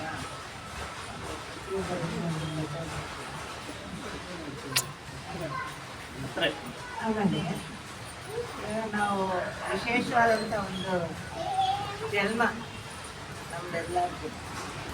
ಆ ವಿಶೇಷವಾದಂಥ ಜನ್ಮದಲ್ಲಿ ಮಾಡ್ಕೋಬೇಕಾದಂಥದ್ದನ್ನೆಲ್ಲ ನಾವು ಬಿಟ್ಟಿದ್ವಿ ಹೌದಾ. ಆದರೆ ಅದನ್ನು ಉಪಯೋಗಿಸ್ಕೊಳ್ಳುವಂಥ ರೀತಿ ನಾವು ಗುರುಗಳ ಒಂದು ಸ್ಥಾನದಲ್ಲಿ ಹೋಗಿ ಅದನ್ನೆಲ್ಲ ತಿಳ್ಕೊಂಡು ಇದು ಪ್ರತಿಯೊಬ್ಬರಿಗೂ ಇದು ಬೇಕಾದಂಥದ್ದು ಅಂತ ಅನಿಸಿದ್ದು ಆ ಗುರುಸ್ಥಾನಕ್ಕೆ ಹೋದಾಗ ಮಾಡ್ತೀವಿ. ಆ ಗುರುಸ್ಥಾನದಲ್ಲಿ ಪ್ರತಿಯೊಬ್ಬರಿಗೂ ಬೇಕಾದಂಥದ್ದು ಸಿಕ್ಕೇ ಸಿಗುತ್ತೆ.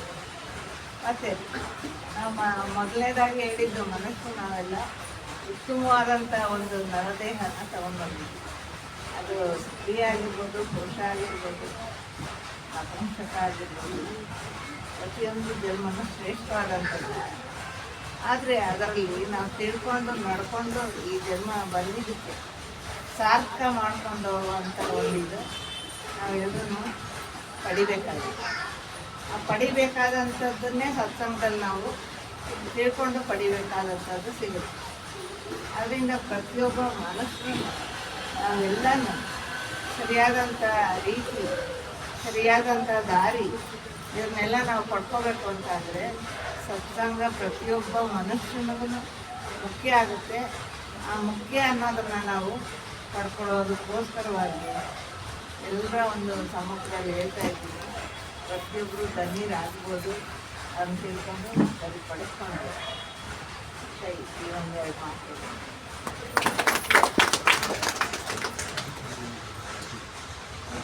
ಸರಿ. ಮನೆ ನೋಡಿದ್ರೆ ಸಂತೋಷ. ದೇವರುಗಳು ಇದ್ದರು. ಹಿಂದಿನ ಮನೆ ಯಾವತ್ತೂ ಸ್ವಂತದ್ದು. ಆನಂದ, ಈ ಸಂಸಾರ, ಆನಂದ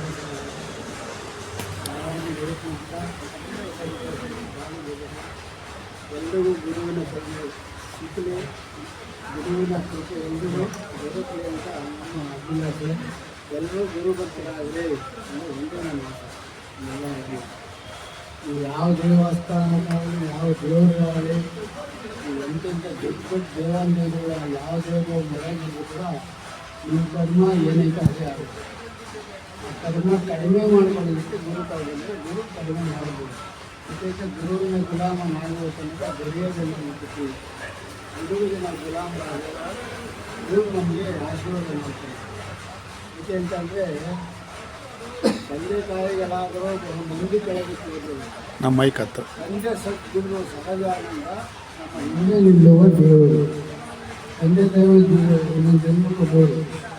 ಗುರು ಅಂತಲ್ಲ, ನಾವು ಜನ್ಮ ಅಂತ ನಮ್ಮ ಹಿಂದೆ ಇದ್ದು ನಮಗೆ ಕಾಪಾಡ್ತೀವಿ. ಅದಕ್ಕೋಸ್ಕರವಾಗಿ ಗುರುಗಳು ಮನುಷ್ಯರಾಗಿ ಬಂದಿದ್ದಾರೆ. ಗುರು ನಾವು ಬಂದಿರಾದರೆ ಅವನ ಜನ್ಮ ಸಾರ್ಥಕ ಇಲ್ಲ, ವೇಸ್ಟ್ ಆಗುತ್ತೆ. ಎಲ್ಲರೂ ಗುರುಭಕ್ತರಾಗಲಿ. ಅವರು ಯಾವ ಥರ ಒಂದು ವರ್ಷ ಆಯಿತು ಏನೋ ನಾವು ಬಂದು ಎಷ್ಟು ಬೇಕಾದ್ರೆ ಅಂದರೆ ಜಾಸ್ತಿ ಆಯಿತು ನಮಗೆ. ನಾವು 40 ವರ್ಷದ ಸೇವೆ ಮಾಡಿದ್ವಿ. ಏನು ಮಾಡಿದ್ರೆ ನಮಗೆ ಗೊತ್ತಿಲ್ಲ. ಅವರು 1 ವರ್ಷ ಅಷ್ಟೊತ್ತಿಗೆ ಇಷ್ಟೊಂದು ವಿಚಾರಾಗಿ ಬೆಳವಣಿಗೆ ಆಗಿ ಮನೆ ಮಕ್ಕಳನ್ನೆಲ್ಲ ಪರಿಚಯ ಮಾಡಿಸೋದು. ಎಲ್ಲರೂ ಗುರು ಭಕ್ತರು, ಒಬ್ಬರಿಗಿಂತ ಒಬ್ಬರು ಹೆಚ್ಚಿನಾಗಿ ಯಾರೇ ಕಮ್ಮಿ ಇಲ್ಲ. ಸಾರ್ಥಕ ಸೇವೆ ಮಾಡಿಸ್ಬೇಕು. ಸೇವೆ ಸಾಧನ ಗುರುಗಳು ಏನು ಕೊಟ್ಟು ಕಮ್ಮಿನೇ ಇಲ್ಲ. ಅಷ್ಟನೇ ಗುರು. ಯಾಕೆಂದರೆ ಮುಂದಿನಂಥ ಭಕ್ತ ಗುರುಗಳ ಪಾದಕ್ಕೆ ಬಂದಾಗ ಗುರು ಏನು ಎಲ್ಲಿ ಕರ್ಕೊಂಡು ಯಾವಾಗಲೂ ಗುರು ಒಂದು 5 ನಿಮಿಷ ರಾಮಸ್ವಾಮಿ ಅವರು ಮನೆಯವ್ರು ಎಲ್ರು ಇವಾಗ ಎಲ್ರು ಯಾರು ಸೇರಿದಾರೋ ಎಲ್ಲರೂ ಗುರುಭಕ್ತರಾಗಿದ್ದಾರೆ. ಸುಮಾರು ಒಂದು 20-30 ವರ್ಷಗಳಿಂದನೂ ಅವರು ಈ ಒಂದು ಇದರೊಳಗಿದ್ದಾರೆ. ಅದಕ್ಕೋಸ್ಕರವಾಗಿಯೇ ಈ ಕಾರ್ಯಕ್ರಮವನ್ನು ರೂಪಿಸಿರೋದು. ಬೇರೆ ಅವರಾಗಿದ್ರೆ ಈ ಕಾರ್ಯಕ್ರಮ ರೂಪಿಸಕ್ ಆಗ್ತಿರ್ಲಿಲ್ಲ. ಅವ್ರ ಆಸಕ್ತಿನ ನೋಡ್ತಾ ಇದ್ರೆ ಕಂಡು ಬಂತು. ಬಹಳ ಗುರುಭಕ್ತರು, ಶಿಷ್ಯರು. 5 ಜನ ಅಣ್ಣ ತಮ್ಮರು ಸ್ವಾಮಿ, 2 ಅಕ್ಕ ತಂಗಿರ. ಮಾತಲ್ಲಿ ಎಲ್ಲರೂ ನಮ್ಮೆಲ್ಲ ಯಾವುದೂ ಇಲ್ಲ, ಎಲ್ಲರೂ ಫ್ರೀಯಾಗಿ ಮಾತಾಡ್ತೀವಿ. ನಮ್ಮ ಅಕ್ಕ, ನನ್ನ ತಂಗಿ, ನಮ್ಮ ಭಾವರಾಗಲಿ, ನಮ್ಮ ಅಣ್ಣ ತಮ್ಮರು, ನಮ್ಮ ಅತ್ತಿಗೆಯವರು, ನಮ್ಮ ತಮ್ಮನ ಹೆಂಡತಿ ಅವರೆಲ್ಲ ಯಾರಿಗೂ ಇಲ್ಲ, ಎಲ್ಲರೂ ಮಿಕ್ಸ್ ಮಾಡ್ತೀವಿ. ನಾನು ಇಲ್ಲಿ ಪ್ರವೇಶ ಮಾಡ್ತಾ ಇದ್ದಾಗ ಪ್ರವೇಶ ಮಾಡಿದೆ, ಅವರ ಒಂದು ವಿನಯ ನೋಡಿ ನನಗೆ ಮಾತುಗಳೇ ಬರಲಿಲ್ಲ. ಅವ್ರ ಮುಂದೆ ನಾನು ಚಿಕ್ಕವನಾಗಿ ಬಿಟ್ಟೆ. ಅಷ್ಟು ಒಂದು ವಿನಯ ವಿಧೇಯತೆ ಎಲ್ಲ ನೋಡಿದೆ. ನಾವು ಇವರಿಂದ ಕಲಿಯೋದು ತುಂಬಾ ಸಾಕಷ್ಟಿದೆ. ನಮ್ಮ ಅಪ್ಪದು ಒಂದಿದೆ, ನಮ್ಮ ರಮಾನಂದ ಸ್ವಾಮಿ, ಮಾಧವಾನಂದ ಸ್ವಾಮಿ ಅವರು ಒಂದು ಇದೆ ಸ್ವಾಮಿ. ನಿಮ್ಮದು ಇವೆಲ್ಲ ಒಳ್ಳೆ ವಿಚಾರ ಎಲ್ಲ ಅಷ್ಟೇ, ಇಲ್ಲ ಅಂದ್ರೆ ಇದಿಲ್ಲ. ಅದಕ್ಕೆ ಗುರುಗೆ ಅಷ್ಟು ಪವರ್ ಇದೆ. ಅವನ ವಿಚಾರಗಳನ್ನ ನಾವು ಅಳವಡಿಸ್ಕೊಳ್ತಾ ಇದ್ರೆ ನಾವು ಇಡೀ ಪ್ರಪಂಚ ನಮ್ಮನ್ನೇನು ಮಾಡೋಕ್ಕಾಗಲ್ಲ. ಪ್ರಪಂಚದ ನಮ್ಮನ್ನ ಗೌರವಿಸಲ್ಪಡು. ಏನು ದೊಡ್ಡ ದೊಡ್ಡ ಹಾರ ಹಾಕಿ ಗೌರವಿಸೋ ಸ್ಟೇಜ್ನಲ್ಲಿ ಇಲ್ಲ. ನೋಡಿದಾಗ ಆತನ ಮೇಲೆ ಒಂದು ಗೌರವವಾದ ಭಕ್ತಿ ಉತ್ಪನ್ನ ಆಗುತ್ತೆ ಗುರುಭಕ್ತನ ಮೇಲೆ. ನಾವು ಮೊನ್ನೆ ಸ್ವಲ್ಪ ಒಂದು ಏನೋ ಒಂದು ಜಮೀನ್ ಹತ್ರ ಒಂದು ಮನೆ ಕಟ್ಟಿದ್ವಿ. ಸುಮ್ಮನೆ ಕಟ್ಟಬೇಕಂತ ಹೇಳ್ಬಿಟ್ಟು ಯಾರೋ ಹೋಟ್ಲ್ ಕೇಳಿದ್ರು, ಬಾರ್ ಆ್ಯಂಡ್ ರೆಸ್ಟೋರೆಂಟಿಗೆ ಮಾಡ್ಬೇಕಂತ.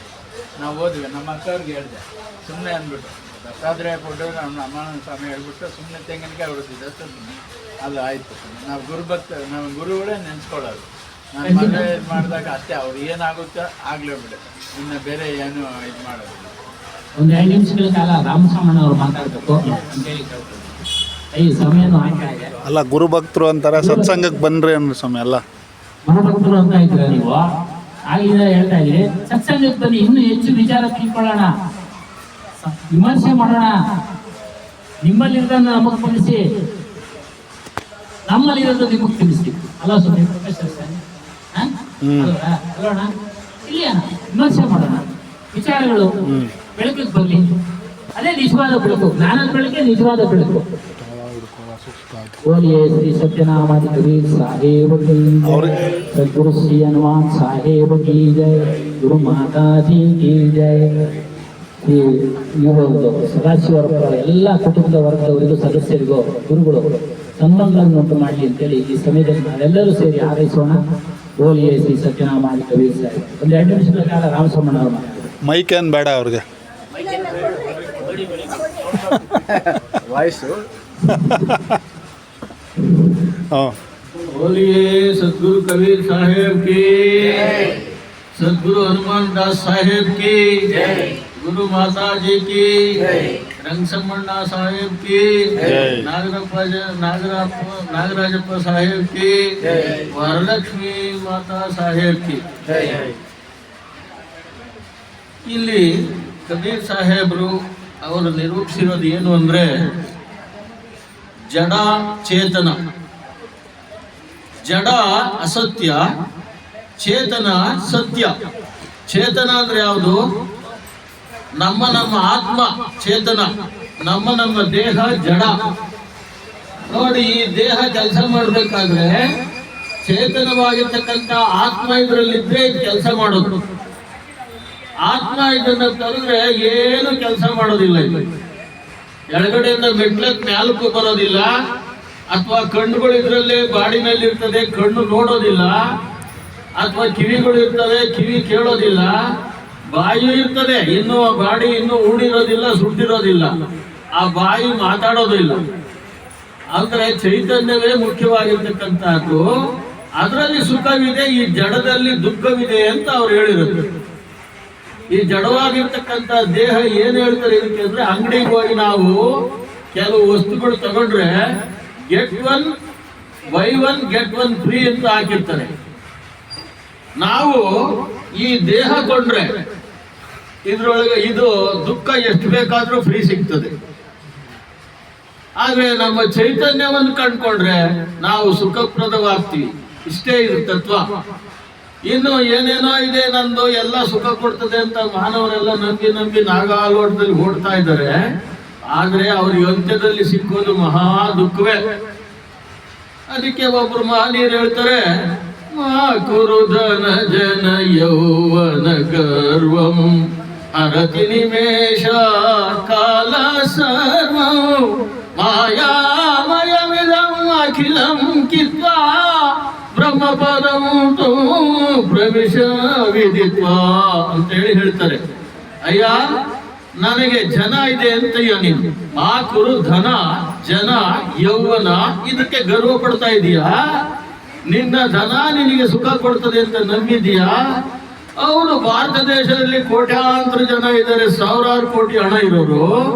ಅವರಿಗೆ ಸುಖ ಸಿಕ್ಕಿದೆಯಾ ಅಂತ ಅವಲೋಕನ ಮಾಡಿದಾಗ ಧನ ಏನೋ ಸಾಕಷ್ಟಿದೆ, ಆದರೆ ಅವರಿಗೆ ದೇಹ ರೋಗಗಳಿಗೆ ಹೋಗ್ತಾ ಇದೆ, ಅವರ ದೇಹ ಮುಪ್ಪಿಗೆ ಹೋಗ್ತಾ ಇದೆ, ಕಡೆಗೆ ಮೃತ್ಯು ಅಂತಾರೆ. ಮೃತ್ಯು ಅನ್ನುವಾಗ 1000 ಕೋಟಿ ಹಣ ಕೊಡ್ತೀನಿ ಅಂದ್ರೂ ಯಾವ ಡಾಕ್ಟರ್ ಬದುಕ್ಸಕ್ಕಾಗೋದಿಲ್ಲ. ಕಾಯಿಲೆ 1000 ಸಾರಿ ಬಂದಾಗೂ ಮೇಲ್ ಮಾಡಿರ್ತಾನೆ ಡಾಕ್ಟ್ರು. ಕಡೆ ಸಾರಿ ಋಣ ತೀರಿದಾಗ ಕರ್ಕೊಂಡೋದ್ರೆ ಏನೋ ಆಪರೇಷನ್ ಮಾಡ್ತೀನಿ ಅಂತ ಸ್ಟ್ರೆಚರ್ ಮೇಲೆ ತಗೊಂಡೋಗ್ತಾನೆ ಆಪರೇಷನ್ ಥಿಯೇಟರ್ಗೆ. ಆಮೇಲೆ ವಾಪಸ್ ಬಂದಾಗ ಏನ್ ಸ್ವಾಮಿ ಹಂಗವ್ರ ಯಜಮಾನ್ರು ಅಂದ್ರೆ ಆಪರೇಷನ್ ಸಕ್ಸಸ್ ಪೇಷಂಟ್ ಡೆತ್ ಅಂತ. ಎಲ್ಲಿ ಇವ್ರು 1000 ಕೋಟಿ ಬದಲ ನಾವು ಬದುಕಿಸಿದ್ದು. ಅದಕ್ಕೆ ದನ ನಿನ್ನನ್ನು ಕಾಪಾಡೋದಿಲ್ಲಪ್ಪ, ಹುಷಾರಾಗಿರು. ದನ ಇರ್ಬೇಕು, ಇಲ್ದೇ ಇದ್ರೆ ಜೀವನ ನಡೆಯಲ್ಲ. ಅದೆಷ್ಟಿದ್ರೆ ಅಷ್ಟರಲ್ಲಿ ನೀನ್ ಜೀವನ ಮಾಡ್ಕೊಂಡು ಸತ್ಯವನ್ನು ತಿಳ್ಕೊ. ಸತ್ಯನಾಮ್ ಅಂದ್ರೆ ನಿನ್ನ ಆತ್ಮವೇ ಸತ್ಯನಾಮ್. ಅದನ್ನು ತಿಳ್ಕೊಂಡ್ರೆ ನಿನಗೆ ಸುಖ ಶಾಂತಿ ನೆಮ್ಮದಿ ಎಲ್ಲ ಸಿಗ್ತದೆ, ಮತ್ತೆ ಜನ್ಮಗಳು ಬರೋದಿಲ್ಲ ಅಂತ ಹೇಳಿ ಧನವಿಷ್ಟ ಆಯ್ತು. ಜನ ಸಾಕಷ್ಟು ಜನ ಅವರೇ ನನ್ನ ಉದ್ಧಾರ ಮಾಡ್ತೀನಿ ಅಂತೀಯೋ. ಫಂಕ್ಷನ್ ಮಾಡಿದ್ರೆ 2000 ಜನ ಬರ್ತಾರೆ, ಆದ್ರೆ ಇವನಿಗೆ ಅಲ್ಲೇ ಏನಾದ್ರು ಹಾರ್ಟ್ ಅಟ್ಯಾಕ್ ಆದ್ರೆ ಎಲ್ಲ ಅಯ್ಯೋ ಹೋಗ್ಬಿಟ್ರು ಅಂತಾರೆ ಹೊತ್ತು ಯಾರು ಬದುಕಕ್ಕಾಗೋದಿಲ್ಲ.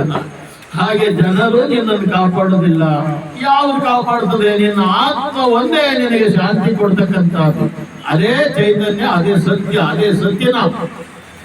ಮತ್ತು ಯೌವನ ಇದೆ ನನಗೆ ಅಂತ ಅಹಂಕಾರ ಪಡಬೇಡ.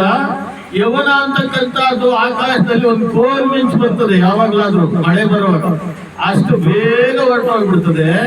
ಯೌವನ ನಿಲ್ಲೋದಿಲ್ಲ. ಅದು ತಮ್ಮೆಲ್ಲರ ಅನುಭವದಲ್ಲೇ ಇದೆ. ಮೊನ್ನೆ ಯೌವನವಾಗಿ ಮದುವೆ ಆಗಿ ಈಗಾಗಲೇ ಮುದುಕರಾಗಿದ್ದೀವಿ ಅಂತ ಹೇಳ್ತಾ ಇದ್ದೀವಿಲ್ಲ. ನಮ್ಮ ಜೀವನವನ್ನ ಸಿಂಹಾವಲೋಕನ ಮಾಡಿದಾಗ ಅಂದ್ರೆ ಹಿಂದಿರುಗಿ ನೋಡಿದಾಗ ಬೇಗ ಕಳೆದೋಗಿದೆ ನಮ್ಮ ಆಯುಸ್ಸೆಲ್ಲ ಕೂಡ. ಇನ್ನಿರೋದು ಬೇಗ ಕಳೆದೋಗ್ತದೆ. ಇರೋದನ್ನ ನಾವು ಸತ್ಸಂಗದಲ್ಲಿ ನಾವು ಕಳಿಬೇಕು. ನಮಗೆ ಸತ್ಸಂಗ ಮಾತ್ರ ನಮ್ಮನ್ನು ಶಾಂತಿ ಕೊಡಬಲ್ಲದು. ಸತ್ಸಂಗ ನಮ್ಮನ್ನು ಬದುಕಿಸಬಹುದು. ಈ ಎಲ್ಲ ವಸ್ತುಗಳು ನಮಗೆ ದುಃಖ ಕೊಡ್ತಕ್ಕಂಥವೆ ಅಂತೇಳಿ ಮಹನೀಯರು ಸತ್ಸಂಗತ್ವೇ ನಿಸ್ಸಂಗತ್ವೇ ನಿಸಂಗತ್ವೇ ನಿರ್ಮೋಹತ್ವೇ ನಿರ್ಮೋಹತ್ವೇ ನಿಶ್ಚಲತತ್ವೇ ನಿಶ್ಚಲತತ್ವೇ ಜೀವನ್ ಮುಕ್ತಿ ಅಂತ ಹೇಳಿದರು.